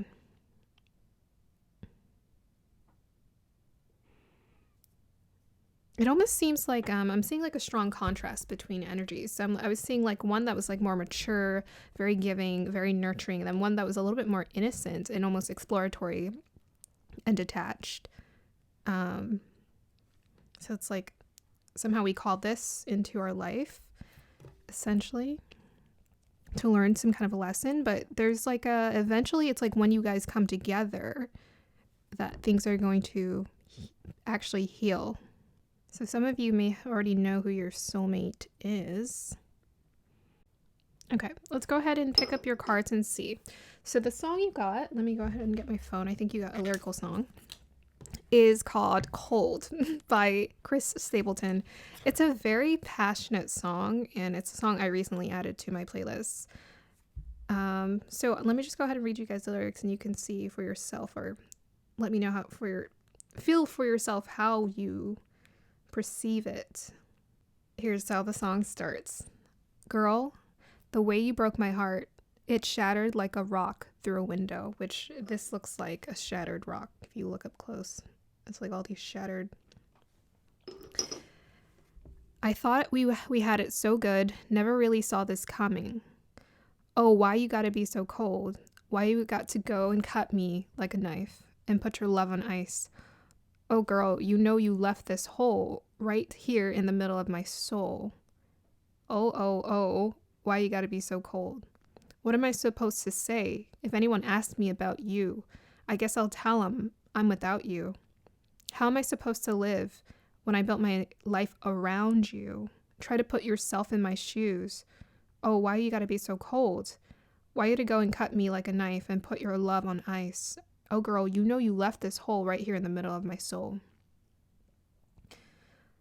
I only feel my love hanging on. I don't feel like it's over. I'm still on fire. Why you gotta be so... And it keeps going. So the question to you, pile number 3, is why are you so cold? Or perhaps there's a person who is feeling cold. So one person is very dedicated to this connection. Like there's so much passion, there's so much devotion, but the other person is detached. And I'm getting, usually this happens in connections when someone needs to evolve, to catch up, essentially, before. So you guys have a storyline with your soulmate where maybe you guys meet and you build something that's so beautiful, but then you have to go explore and you have to go learn about yourself. You have to go understand who you are. And this often happens when we meet. It's like a premature experience. It's like you prematurely got into a relationship before you actually knew what you really wanted. So some of you, sometimes that's just the karmic plan. It's like we meet our soulmates before we're ready to actually settle into a connection. But maybe you don't want to settle into this connection. But this person, whether it's you or the other person, very committed, very wanting to reestablish it. So someone walks away in this connection or walked away. Some of you have already met your soulmate. This is your story. This person has a deep love, like soulfully deep, passionate love for this other person who's detached. So there's a pause. It feels like it's pause because the line that stuck out was, I don't feel like it's over, unresolved. So that was the clue. They ended it on that. It's not over. So eventually this connection is going to be had again. Okay, so let us look. This is so crazy. So this is actually the first soulmate reading I've done where it's like painted this story. Usually it's always like unicorns and rainbows. It's like very positive. Even with the realistic, there's always like heartfelt information about how this person has gone through their fair share of struggles. You can't be human without your fair share of struggles. But I've never gotten this storyline before, so I thought it was so interesting. But yeah, I think there's some significance about like wanting to return to someone. There's someone I think maybe you may have already met who is your soulmate. So we have here, this is your, wow. Was I supposed to pull this card first? Yes. This is what your connection feels like, other than that song. No place like home. So it could be family connected for some of you. We'll get into it and see if this is more romantic, but this is like a no place like home. This person feels like home. So it's either family or romantic connection. Someone who wanted to build a home with you. Someone who wanted to create something forever with you. Someone who wants this. It's like home. That's why this person is so heartbroken, because it's like when we're together, it feels like home. It feels so good. Like this house is hovering in the middle of nowhere. It's like no matter where I go, when I'm with you, I feel at home. You're my home. He literally said in the song, I built my life around you. So I don't know who you are in this storyline, but we'll probably get some clues when we see who they are. But yeah, regardless, I feel like there's like something, you guys are meant to heal together and come back together, but there is like a karmic pull at first. And I think that's because one of you in this connection needs to explore and understand more of who they are and what they want. Like you need to go find out who you are on your own. Maybe because you felt too codependent on this person, but this person's like, please depend on me. This is what I'm here for. But if exploring is what you need to do to find yourself, that's what you need to do. Okay, so we have here, yeah, it's like you're a safe haven. You're a safe haven for this person. You guys feel like a safe haven to one another. With that 5, that's about change. Yeah, this picture is just so beautiful. It's so beautiful. I think what you guys have potentially together, like if you separate and then come back together, it's going to feel so warm and nurturing and loving. There's like a garden underneath here. Yeah. And it's a house in the sky. It's like wherever we go, we have each other. Okay, so we're going to look into clues on who this person is. Let me go ahead and pull some cards. Who's pile number 3's soulmate?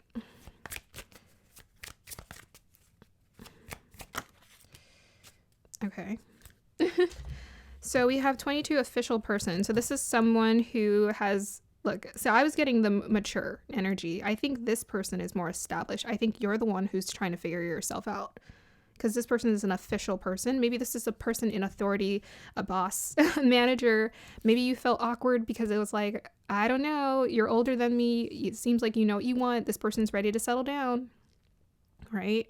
But maybe you're not ready because you're like, I don't know, maybe there's a little bit of an age gap here. So we have 22. That's about imaginative. That's the master number of being imaginary, dreams, desires. I feel like this is your dream person, but maybe there's a little bit of self-sabotage energy that's happening here. 2 and 2 adds up to 4, which is about stability. I think this is a very stable person. I feel like this is someone you can look up to trust. We also have here flute, disappointment, and a lover or friend. So I don't know if this person's disappointed or you're the one who's disappointed, but someone was disappointed in this connection here with that flute. And it's so interesting because we got this musician and he's singing his heartbreak out. So it's like, I feel like this person, if you break their heart, they're going to feel so broken, but they're still on fire. It's like they still have that passion for you. They still have it. They're still like, have this place waiting for you should you desire to mend it. Okay. Yeah, I feel so passionate about this love story. I'm like all up in your relationship right now. I'm like, you guys need to get back together and heal. Okay. We have here, so this is how you guys meet. We have your 9 of Wands, resilience, ongoing battle, battle weary, fatigued, drained, courage, persistence. I feel like, I kind of felt that. I feel like you guys share a similar story. So I think what brought you guys together, it might be like this. You guys have had to do it alone. You guys have had to be independent alone. And this person, because I'm getting, this person really looks to you as a home. I'm feeling like it's you because they don't have a home anywhere else but with you. So it's because they can relate on like having to figure things out on their own and having to like maybe become really independent very young. Maybe they had to learn how to establish themselves at a younger age and mature faster because their family wasn't stable. So they're always looking for home, and then they found it in you, and then you were like, but I need to figure out more of what I want. Yeah. We have here justice. So this is how you guys are meeting, justice. Could be a contract, balance. I don't know. It could be something because this, we got official person. So I feel like it could be at work here. Maybe you're meeting this person. Justice. Yeah. Libra energy, intellect, communication, something official, perhaps, justice. Wanting to seek justice in your life. We have here Virgo energy. Yeah, that's like healing and the sun. Wow. Self-express, embody truth. This connection feels very powerful. You know, I don't know what the disconnect is here. I mean, I think I'm picking up on it, but all in all, this is a very healing connection. It's supposed to be healing. I'm not really getting any like, we're supposed to struggle and just go with it. I'm getting like, I really want to have a healthy relationship is what I'm getting. But maybe it takes those growing pains. Yeah. Virgo is about purity. This person, okay, like I was seeing one person was like a nurturer, very caretaking, very heartwarming. They had like wings, like they're an angelic or angel or something. They're very much here to oversee the other person and like make sure they're taken care of. So what brings you guys together, I think it's like coming from a passive like struggle. You guys are going through your healing experience. You guys could be meeting at work. Virgo energy is also about work, being of service to other people. Sun is about being honest, being truthful about who you are. Sun is about you, yourself, thyself, building up strength in yourself. Yeah. Sun and Virgo, I mean, that energy is very much, I'm committed. This feels romantic so far, but it's like very much a committed energy here. Again, this person could just be someone in your family and they're your soulmate here, but it's like, we're committed. I'm here to support you. I'm here to be of service in this connection, in this relationship here. Yeah. But yeah, you guys could have met at work and maybe that's why it just kind of, I don't know. That shifted the dynamic a little bit. We have here mentor. Oh my God. Passing on wisdom and refining a student's character. Oh, wow. I was feeling that. So this person is your soulmate. Okay. Okay. It felt kind of like, okay, I got the scenario of like college. That was one thing that popped up.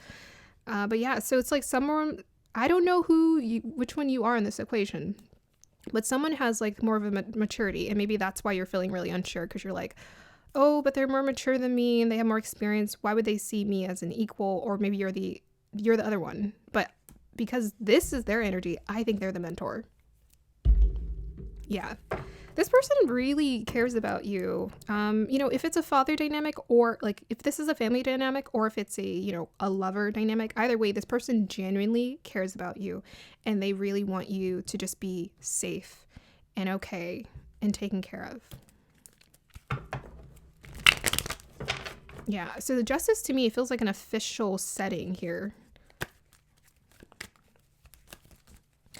Oh, right. Glad to know those visions were not crazy. Hold on, this looks kind of bright. So let's go ahead and get some clues. Who is this pile's soulmate? Well, we really need to figure out if this is romance or not. So we have Venus and Scorpio on the 3rd. This person's super soulful, very emotional. Venus and Scorpio, yeah, very protective, very like tied to the people they are. That Scorpio energy, they're like that's fixed water. It's like once they fixate on who their person is, they stick with them. So whether it's romantic or this is family, this person's like, I'm loyal to you forever. I feel like that was their energy coming through. Yeah, this person's like very loyal to you. They want to take care of you. I don't know, that Scorpio energy, be very protective. Venus, I don't know, they definitely want love. 3rd house. I think this person is very expressive with their emotions. Very expressive with their emotions. They can be also quite creative or poetic too. They like a poetic side. When they express, they can be really intense when it comes to their emotions, their feelings. It's like when they express their love, it's like, whoa, oh my gosh, it's so intense. Maybe that's why you backed out. I don't know. Whether it's like family love or romantic love, maybe you just felt like, oh, this is really intense for me. I'm not ready for this. Okay, tell me more about this pile's soulmate.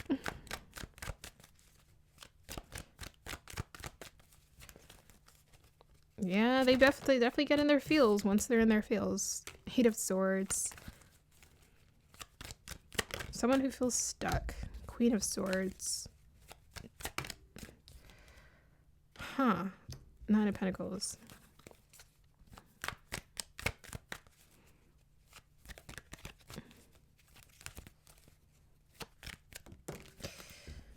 Less cards. We got 7 of Swords.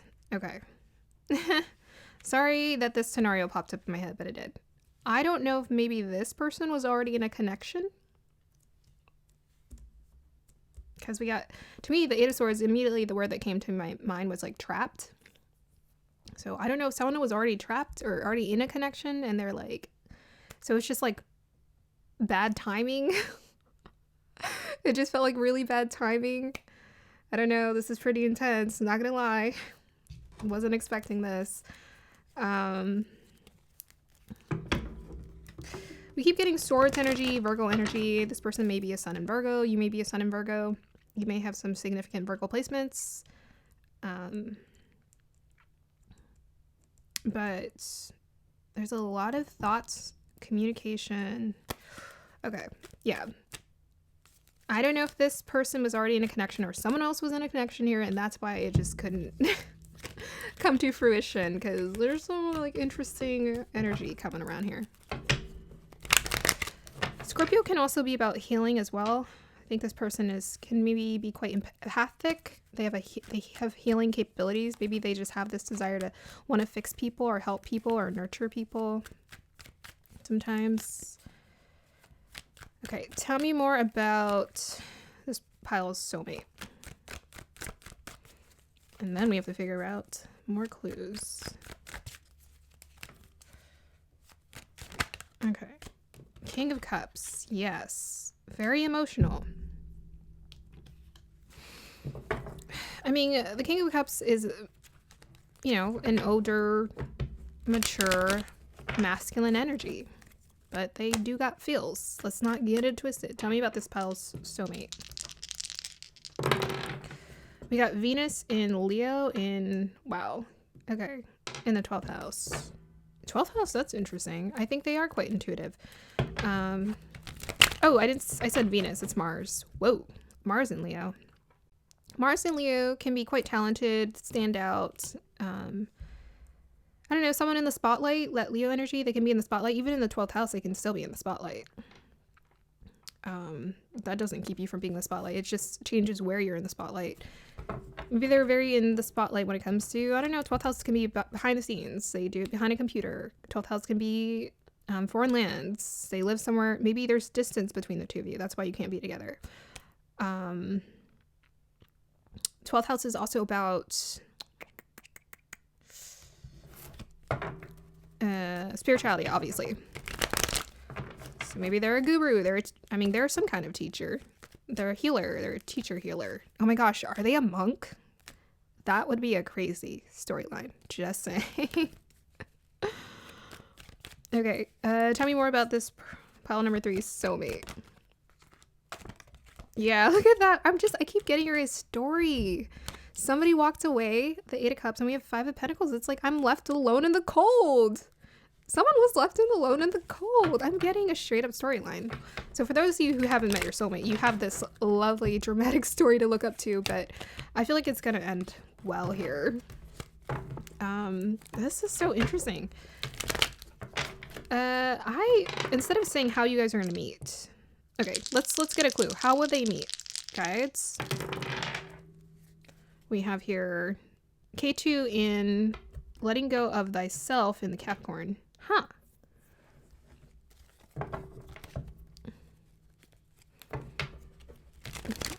It's like when you are being selfless.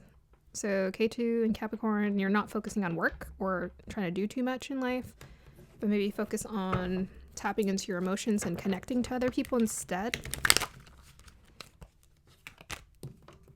Is this like a counselor, therapist? Like, what is going on here? How do these 2 people meet, guys? We need the clues. 5 of Pentacles.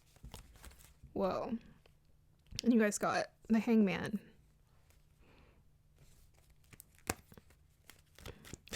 Any more clues about how these 2 meet? Magician and 8 of Cups again. Oh my goodness. It's the same story over and over again. Okay. Well, I'm not getting any weird deceptive energy here. Yeah,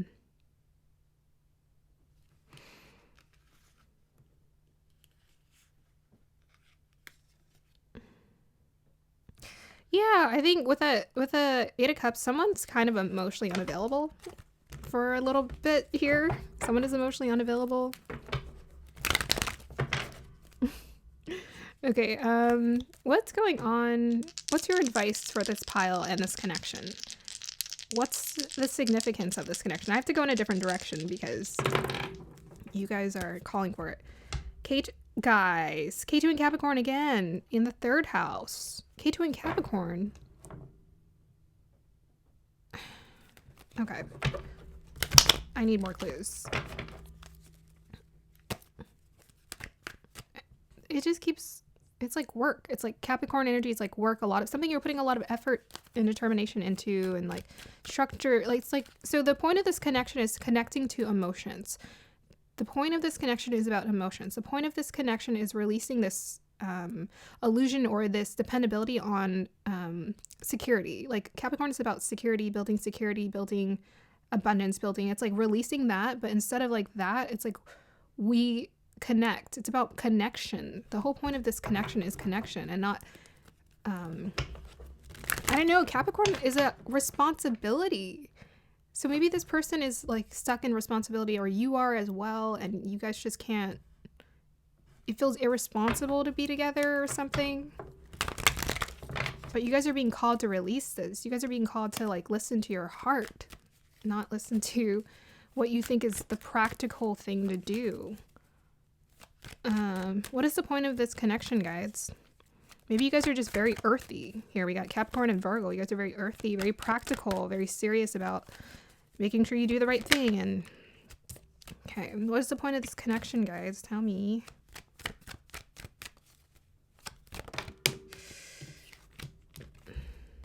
Page of Pentacles, Page of Wands. Interesting.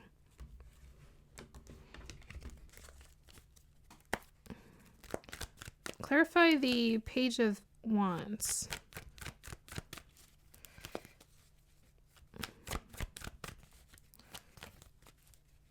I think the point of this connection is just love. The point of this connection is love and to connect with someone. Three of Wands.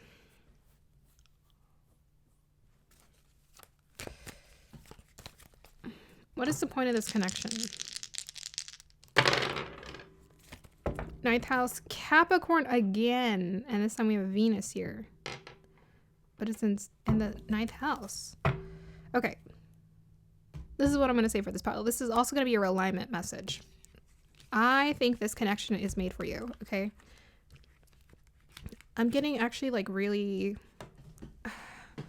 beautiful energy here. The point of this connection, this soulmate connection, whether you've met this person or you have not met this person, is for you to let go of this limited view or mindset of seeing life. So maybe you guys are very overly practical, or you're very serious, or you're very one note about how you see life. The point of this connection is to actually trust with that ninth house. It's kind of to trust and be a little bit more spontaneous, I think, for both of you. With those wands energy, it's like, let's be more spontaneous. Let's just go. Like, we don't have to make all these formal plans about what's right. You're being called in this connection to just kind of trust the universe and just like kind of have an adventure. With that Four of Swords reverse, it's like, get out of your head, stop overthinking, and just go live in your body and experience connection. Venus and Capricorn, your security that you're so seeking or you desire for in a connection is going to be found in the ninth house of like, go explore the world, go travel, maybe spirituality as well, opening your mind. Spiritual growth is what you're being called for in this connection. Okay, can I get a clarifier if this is romantic or not? Okay, we have Temperance. Okay, could be romantic. Is this a romantic connection? What kind of connection is this? Nine of Pentacles. That keeps coming out. A lot about security. Okay, that's also Mercury and Virgo energy. Okay. Is this a romantic connection? What kind of connection is this? Is this romantic? Is this platonic? Is this friendship? What is this? You can tell me. Ace of Pentacles.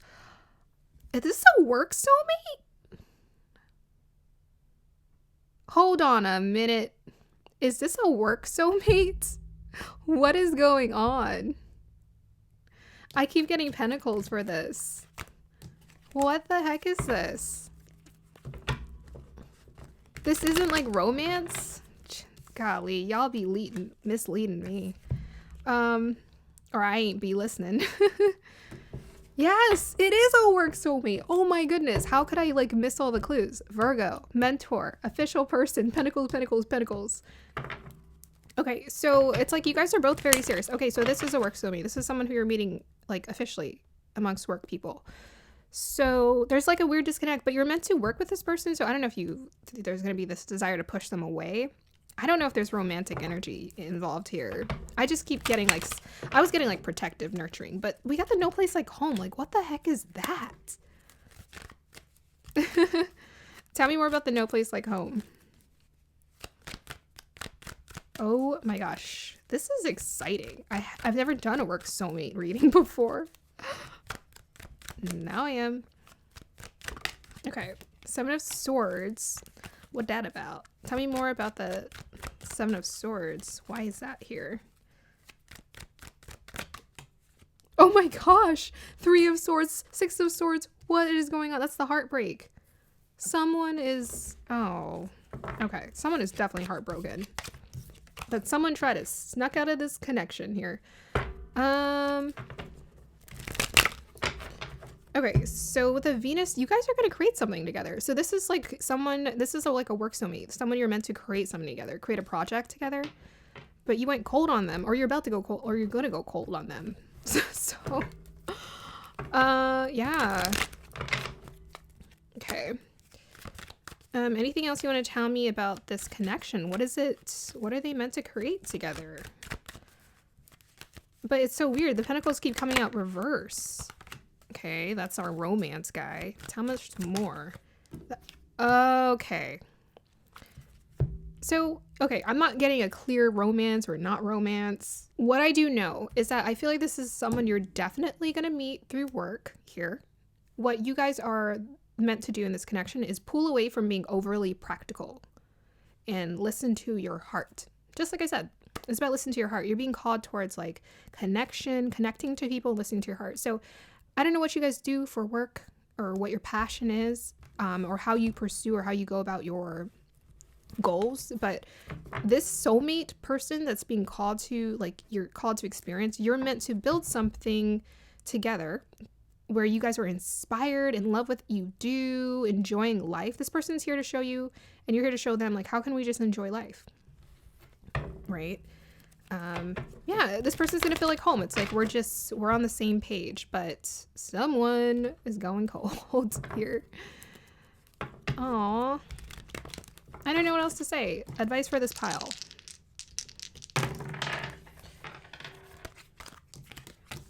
Okay, so we have here Pisces in the K2 and Pisces in the 4th. You need to do a release of emotions here. Tell me more about, or give me advice for this pile, guides. So maybe this is a mentor. This is someone who inspired you and they're like, oh wow, you really love what they do. And I don't know, there's some kind of disconnect here that happened. And you're just like, okay, I'm just going to leave and figure it out on my own or do it my own way or something else. But this person's like, wait, come back. Please. Aw, I feel so sad. Okay, so tell me alignment message for this pile. Ooh, you got another card under here. These cards are starting to stick together. Okay. This reading is so intense. Tell me more about the Emperor. 3 Pentacles. Yeah. This is work soulmate. Okay. So, yeah, this person, if you know who this person is, they definitely miss you. They're very saddened by your lack of presence. You need to go back. Okay, so your advice is, I feel like they're telling you to go back here with this 3 of Pentacles. If you haven't met this person yet, I think you guys are both going to figure out how to pursue your dreams together. That's what I'm getting. It's like you guys are here to pursue your dreams together. This person's here to support you. They could be like a manager or something, like someone who's helping you with your career or an advisor, but they're meant to be part of your journey.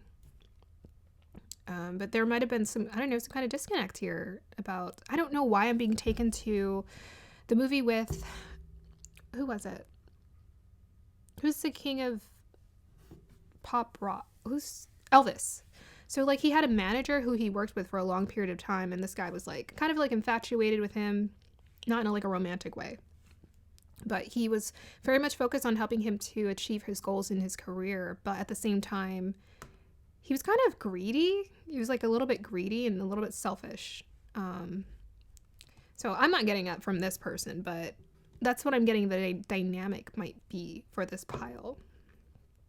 So with the 3 of Pentacles, I feel like you're being called to like work again with this person, try to mend it.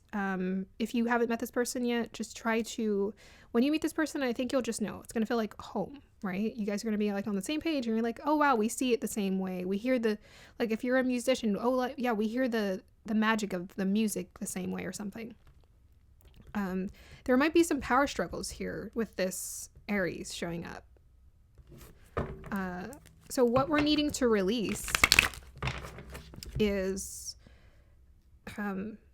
empowering yourself from the inside. So I think one person, maybe they're undecided. Maybe another person's a little too controlling with it. He was a Venus and Scorpio, this person. They got Venus and Scorpio. So maybe they're very controlling, very like, do it like this, do it like that, do it like this, do it like that. And you're just like, okay, you're exhausting me. You keep telling me what to do. So you need to, I think, reestablish the authority within yourself and be like, nope, I'm going to get what I want. This is what's important to me. But I think you guys are going to create something beautiful together with the cups. You know, you're going to create something beautiful that's like expressed from the heart, magic the world needs. But you need to find that right balance, or like an intuitive balance with yourself. You know, not being too immature, not letting your thoughts overtake or your emotions. With this K2 in Pisces in the 4th house, I think your emotions got the best of you, or will get the best of you here if you haven't met him yet. It's like you're like, no, I'm an artist, I'm supposed to express myself, you don't understand me. But at the same time, it's like you have to reassert the boundaries for yourself. Okay, advice for this pile. Let's do some more.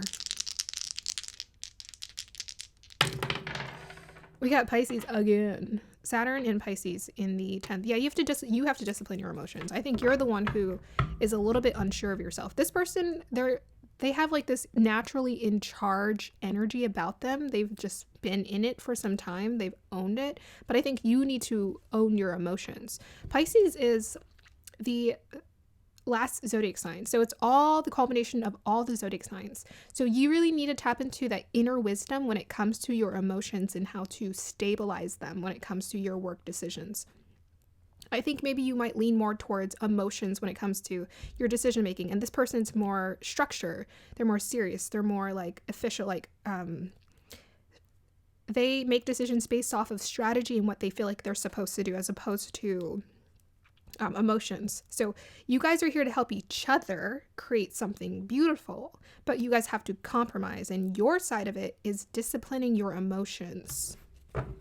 I think you turned cold as Pisces. Maybe you have a significant Pisces in your chart. Pisces can turn really cold if their feelings are hurt. But this person with the Scorpios are so determined. Like that Scorpio energy is like super determined. So even if they get disappointed, they're still like gonna figure it out, whereas Pisces can be more passive. So reassert your boundaries, find that balance with your emotions. That's what you're being called towards. So yes, wow, that's so exciting. Pile number 3, you have a work soulmate. That's so cool. I've never done a work soulmate reading, but I love it. It could be someone who you romantically get involved with, if that's like sounding like your storyline. Otherwise, this feels like a work soulmate, and I think you guys are meant to you're destined to create powerful things, but you need to discipline your emotions. Here's the thing, whoever disciplines their emotions, like in any kind of dynamic, always wins. They always win. If you don't discipline your emotions, you already lose. Emotional control is the secret to success in anything. A lot of people have a hard time manifesting abundance because they don't have any emotional control. So you know how like some like celebrities, they get it all and then they lose it? That's because they're missing emotional control. That's the key to maintaining success. What this person is here to create for you is they are the masculine containers, what I'm feeling. They help to kind of stabilize things. But you might feel like really overwhelmed by their overprotectedness, and you want to feel like free in your emotions and free to do what you want. But you're being called to mature with your emotions. This person's here to show you how to do that too. So look to their example. You guys can learn from each other. Okay, so beautiful, pile number 3. I hope you guys enjoyed that. Let me know if it resonated. Have a beautiful day or evening. Bye. Hi, pile number 4. If you chose the Jadeite, then this is going to be a reading. So I'm going to start with picking up energies, and then I'm going to look into your crystal, unveil your channeled message, and unveil your tarot cards. Oracle cards followed by pulling tarot cards. Okay, so we are looking into 3 areas of your soulmate. We're looking into how you meet them, what's your connection together, and who they are. Clues on who they are. I will be pulling cards from this lovely, I think it's like a fortune, something like that deck here, to get some clues about who they are. Okay. Guides, align me with the energies of pile number 4. Interesting imagery. I was just seeing someone, I don't know, it looked like they were coming out of a cave. They're in the ocean and they were rowing some kind of boat out of the cave. And it just felt like, oh, a lot of pressure. Like they were just, I don't know, it took a lot of strength. How's this connected to your soulmate? I have no idea. I'm going to have to figure that out and pull all of the stories together. But the character felt like he was on a... Ooh, I don't know, treasure just came to mind for some reason. But treasure. He was looking for treasure. Or he's looking for something. Or he's trying to survive. He's trying to do something. Get around, get away. He was leaving. He stopped by for a minute and then he left. He has to go. He's focused on something. Okay. Anything else that wants to come through?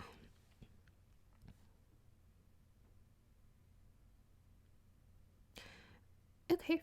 I'm seeing a little girl twirl. A little girl twirl. It kind of felt a little creepy. She felt like a toy. Like not real.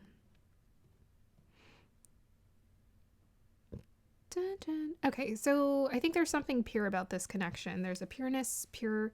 I mean, it's your soulmate, so there would have to be some kind of pure aspect, I guess. It felt kind of... Because I was seeing, like, the doll spinning around. It looked like a doll that was spinning around. I think this connection is very much tied to your inner child. Yeah.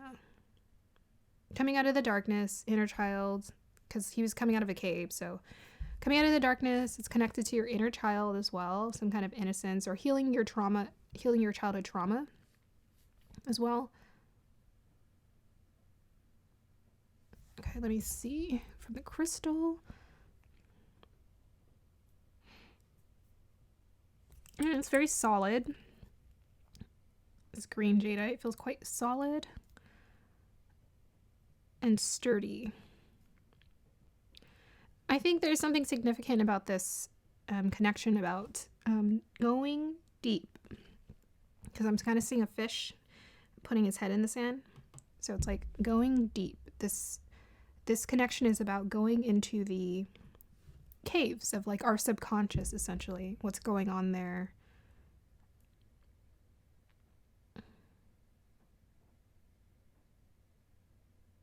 Underneath the surface. Getting underneath the surface. Getting past that.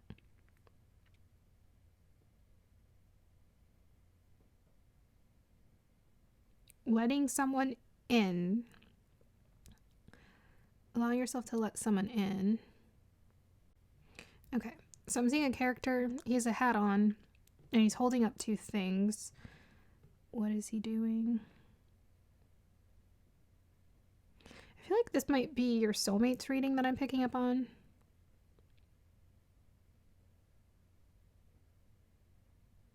Feels quite serious. I don't know. I'm like hearing this guy's voice in my head, and he sounds like he has like a southern accent. And he's holding up something.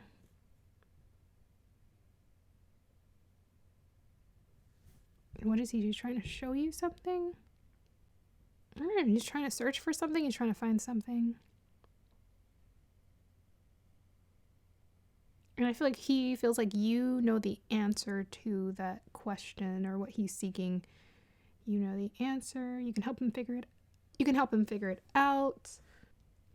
I'm getting a bit of cosmic energy around this pile. Like the stars and the... I know this is a soulmate reading, but I'm like literally just hearing some of the music I listen to, and it sounds like stars in the sky. Magic. Believe in magic again.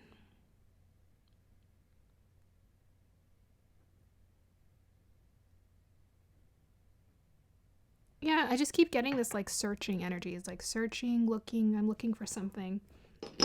Okay, so let us unveil the channeled message. So the song you guys got is Breathe by the artist Seeb. And then there is a vocal artist too, in addition. I'll link it down below. So the song is called, oh no, that's the song. Let's go ahead and actually I'll read you the lyrics and you can tell me, or you can decide how you feel about it. Okay, get ready. This is not for your cries. This is all for your lies. Listen out for your mind. You're killing me over love. Your kisses are the only doubt. I listen out from your lies. Ooh, doubt, doubt, doubt. Don't drown your heart, baby. Just breathe. Don't drown your heart. Tell me all the dreams you've found. Sing me all the songs you loved. Can I sing them with you now? You're killing me over love. Your kisses are the only doubt. I listen out from your lies. Ooh, doubt, doubt. Don't drown your heart, baby. Just breathe. Okay. So this is the second official soulmate reading I've done. I mean, like personally reading from a pile where I've gotten a challenging dynamic right away. So there is some kind of challenging dynamic showing up with your soulmate here, whether you've met them or you have not met them. So soulmates, look, whether it's like it starts off as beautiful and romantic, we all have to go through growing pains together. That's just part of being human. And that's the part of your story that we're getting here. So the key word that kept coming up was doubt. Someone is doubting something. They're doubting the connection. They're doubting, are you invested? It most definitely felt like a heartbreak for this song. And one of my thoughts was maybe it just felt too soon, right? The connection is too soon. Usually when one person disconnects, it's because they're not ready. They're not elevated at that level yet for, grounding the connection with their soulmate, if they want to ground the connection anyways. You always have free will. But I'm thinking one person really has and is trying to do some healing. I'm getting both parties need to do a lot of healing here. Another key line that kept coming through is just breathe, don't drown your heart. So to me, that's like a very hopeful line, whether this is you or someone else. Regardless, either person, whoever is the hurt party, the advice that's coming through is just breathe, don't drown your heart. Okay, so that's what's coming through there. Let's look at what is your connection together. So we're going to get some more clues. Why is this story unfolding the way it is? I'm very curious. I want to find out. The connection is go the distance 47. Ha. Well, that definitely connects to the vision of the searching. So the other pile too, one of the other piles, they got like a challenging experience. But then when I started pulling cards, it's like they were actually meant to create something together once they got past their ego. So maybe for this pile, you're also being called to do the same thing. Is when you get past your ego, you can go the distance with this person. It's like possibilities, dreams, we can accomplish anything. So that's why I was seeing like one person was looking to the other person and they're like, you have the answer. They're like, you have the answer to what I'm looking for here. So I think you guys can help each other. Cheetah is one of the fastest, they have a burst of energy, one of the fastest animals on the planet, but then they rest and they know when to rest. Go and then rest here. So 4 is about grounding, 7 is about divinity, and 4 and 7 add up to 11, which is about self-mastery. So I think this connection most definitely is calling for self-mastery. I think you guys are being called to challenge each other so that you can self-master and then come back together once you release like the ego here. Yeah, I mean, this cheetah is running in the desert. It makes me think no matter where I go, I can achieve my goals. I can do it. It has stars around it. It has a flag. So a lot about accomplishing things here. We're trying to accomplish something together, or we can feed off of accomplishing things thanks to this union.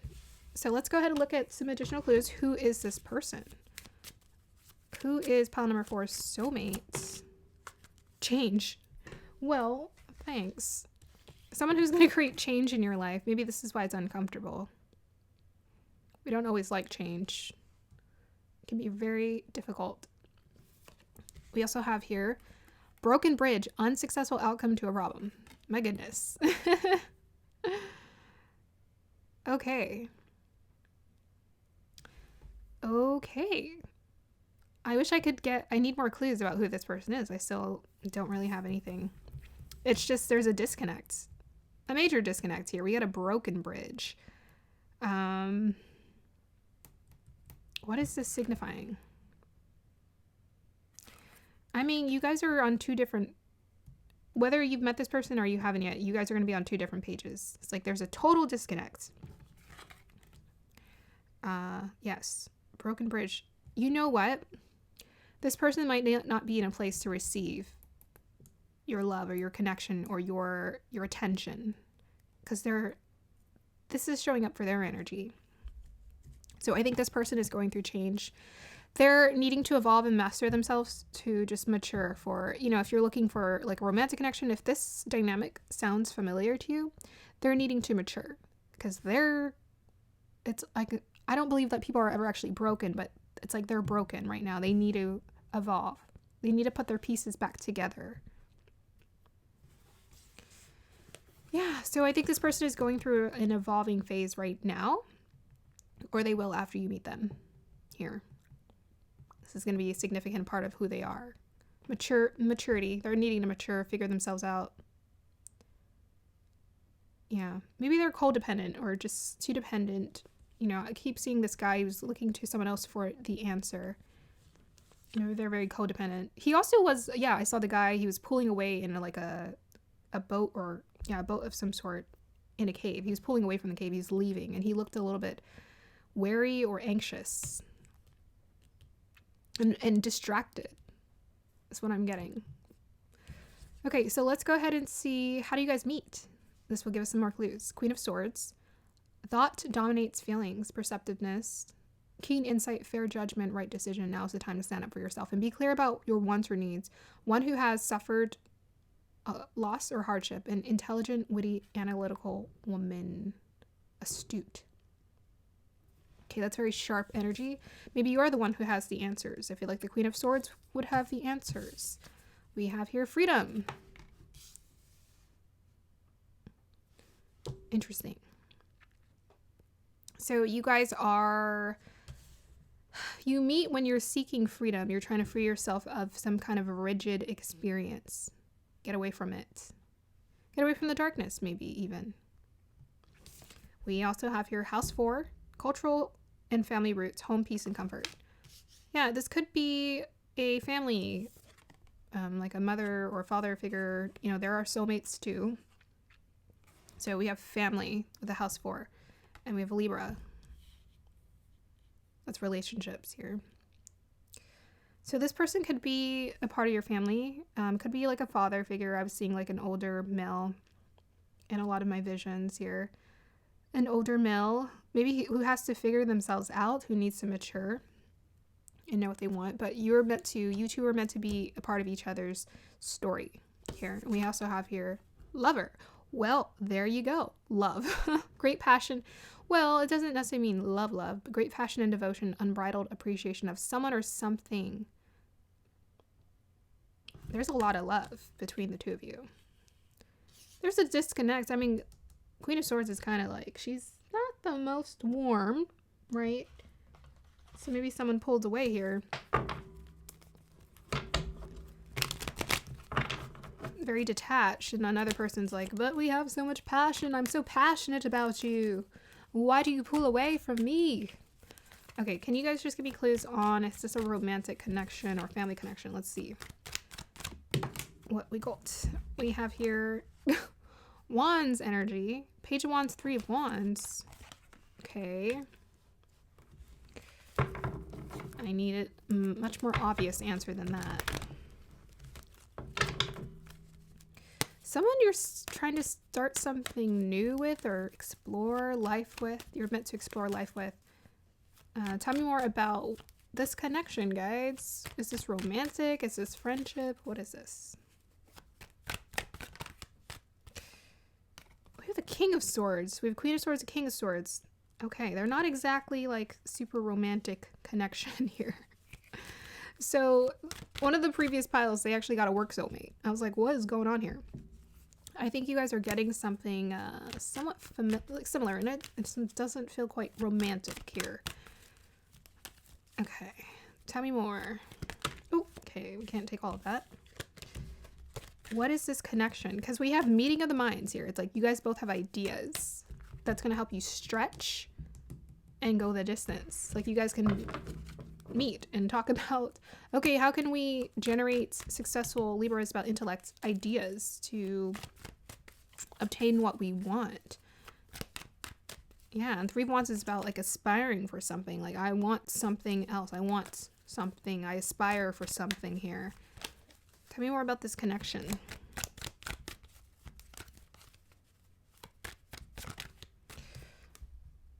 Eight of Wands.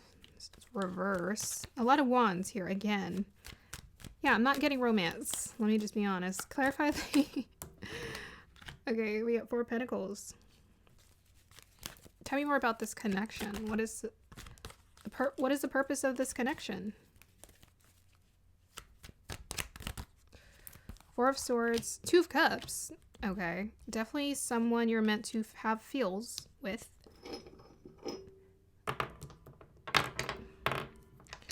Purpose of this connection, guys. Mercury in the...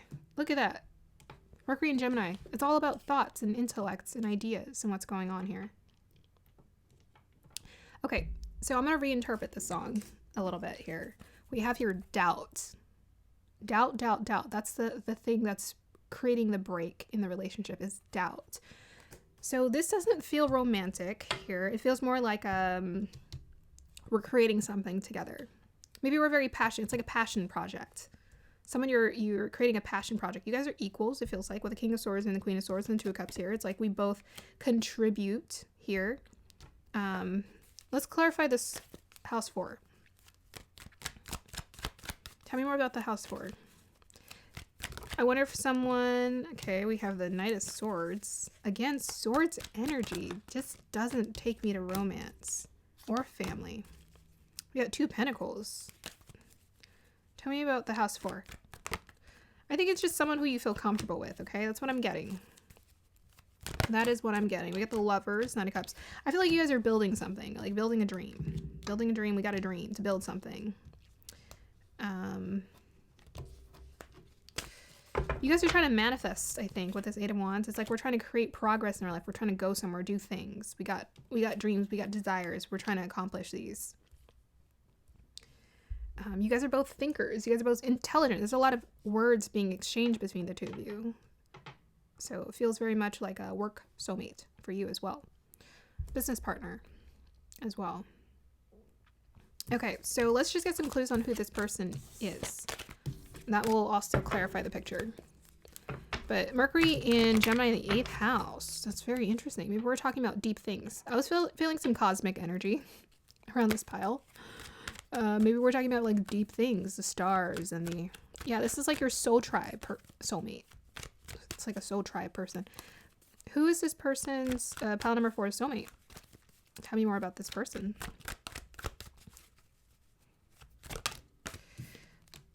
Okay, so we got the Hangman. I don't know why I always forget that that's the Hangman, but I just do. We have Three of Wands. I'm getting dreamer energy. I think this person's a dreamer. And we got the Emperor and a leader. Okay, cool. And we also have here Knight of Wands. Who's pile number 4 soulmate? Let me know who this person is. So it could be a masculine figure here. Could be an Aries. You may have a significant 4th house, Libra in 4th house, or significant Libra placements in your chart. We have Neptune in... Yeah, I'm just getting... We're here to build something together. We're here to build something together. We got Neptune in the 1st house in Aquarius. So that's letting me know... As soon as I saw this, like I was thinking dreamer. I don't know if I said it out loud, but yeah, this person's a dreamer the Three of Wands and the Hangman. This person's a dreamer. They have big goals, big desires, something they want to achieve with that Aries energy. Very strong mindset of like, this is what I want to achieve. We got Neptune in the first house in Aquarius. Very original, different, unique idea, very inventive. Yeah. So let me get a clarifier on why the broken bridge is here. Why? So maybe you guys have tried to build something together, but it was unsuccessful. So the doubt to me is maybe you saw this person creating something and you're like, okay, now I doubt that you actually have what it takes to do it. Maybe you're not the best business partner here. I invested in you and I thought maybe this would be a good idea, but now I'm not really sure because it didn't work out. Your idea didn't work out. You said it was going to work out and it didn't work out. I think you guys are inventing something together. Let's go ahead and clarify that broken bridge. When I saw the song, I was like, oh no, not a broken love song. But it's funny because I don't think this is like necessarily romantic. Yeah, clarify the broken bridge, please. Yeah, some emotions. Look at that. Detachment. Doubt. It's like, you said you were going to do it, but like this person wants to connect, I think, with you, but you're pulling your energy away. We got the Sun card and the Five of Cups. It's like, can you please forgive me? Like, I thought this was going to work out, but it didn't work out the way that I wanted it to. Okay, so why is lover here? We need to know. Is there a romantic connection here? Why is lover here? Maybe you guys are just feeling really passionate. We have the Hermit. And we have the King of Pentacles and the Nine of Swords. Yeah. I'm not getting romance. I'm getting, we work together. We got ideas. We're trying to build something here. So this is how you're meeting this person. You're meeting this person. Maybe you're trying to take freedom in your expression, freedom in your design is what my head, that's the words I heard. So you have like an idea that you want to do. There's a mission you guys are here to accomplish. You guys are here to accomplish a mission here with that flag. We're trying to get to the goal. You're trying to accomplish something. You're trying to work together. And with the House 4, I feel like this person just feels like, you know, very trustworthy.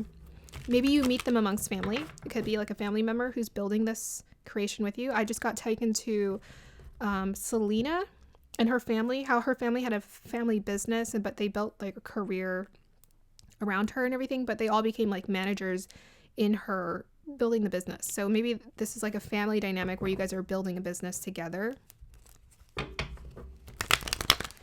Okay, so I don't know. What do you want to tell me about this connection, guys? Let's just see what's going on here.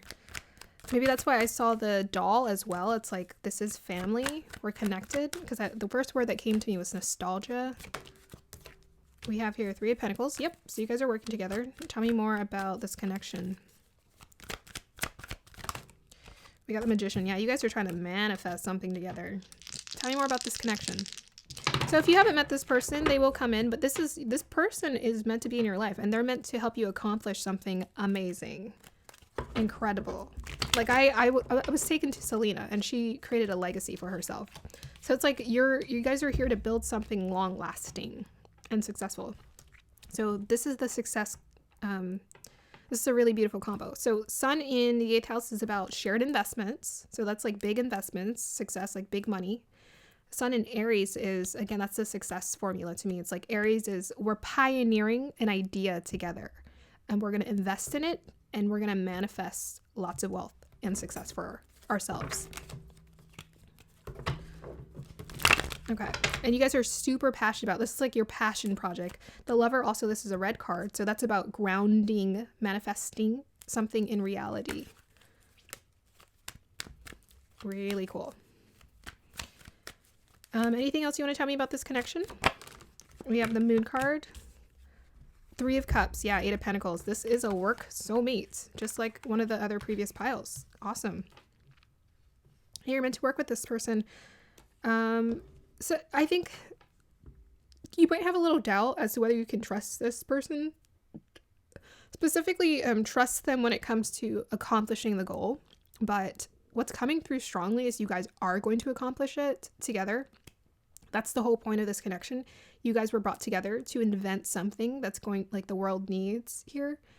And so, yeah, this person wants to bring, like change to me is like they want to invent something. They want to create something that's going to change the world, essentially. But maybe they've just been unsuccessful in it. You know, I'm being taken to, like, scientists, mad scientists, Back to the Future, Doc. You know, he's always experimenting, always trying to see, does this work? Does this work? Okay. Advice for this pile. I'll just see whatever advice wants to come through. Mercury in the 4th in Aries. Okay. Interesting house. Tell me, clarify the Mercury in Aries in the 4th.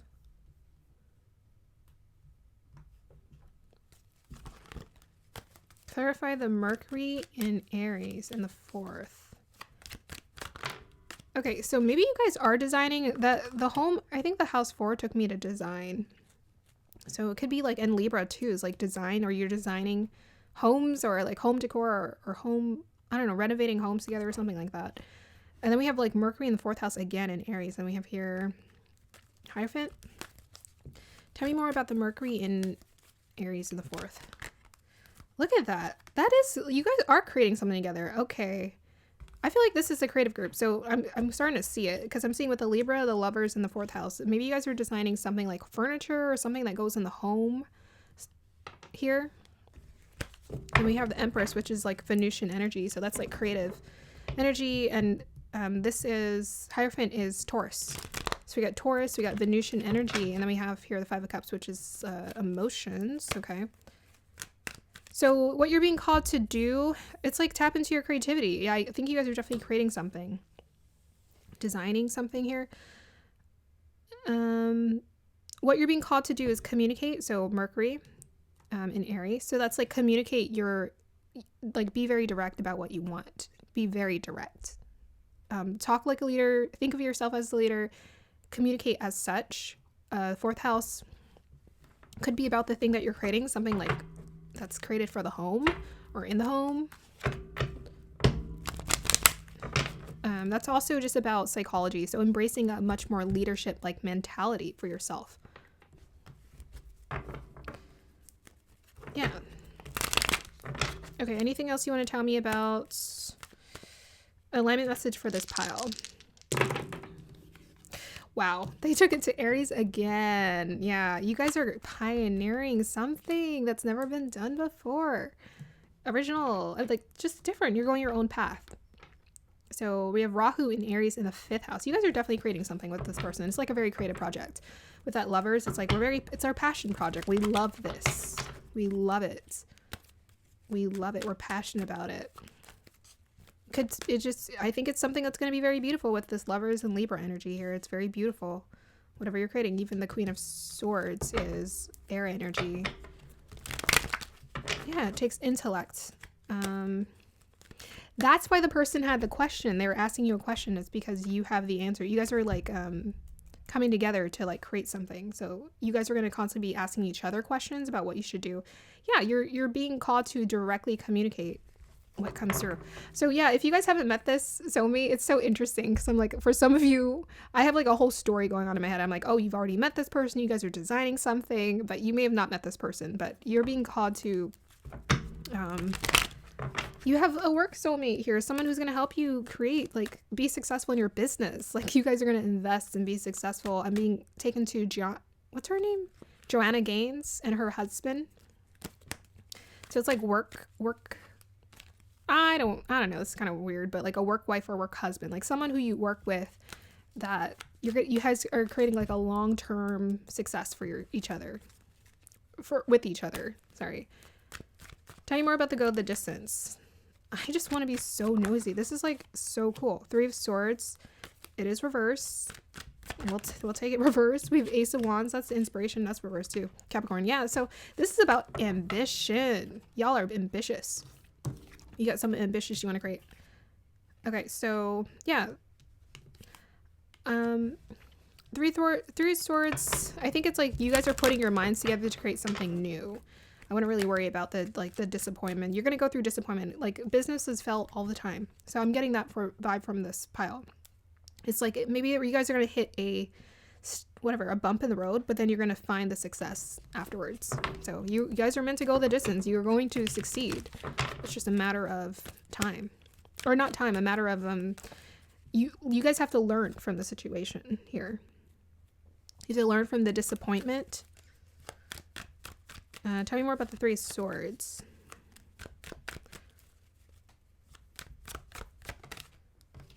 Five of Swords. Yeah, you just be careful. Communication, I think, is going to be very important. I think with the Queen of Swords and King of Swords, y'all can be sharp.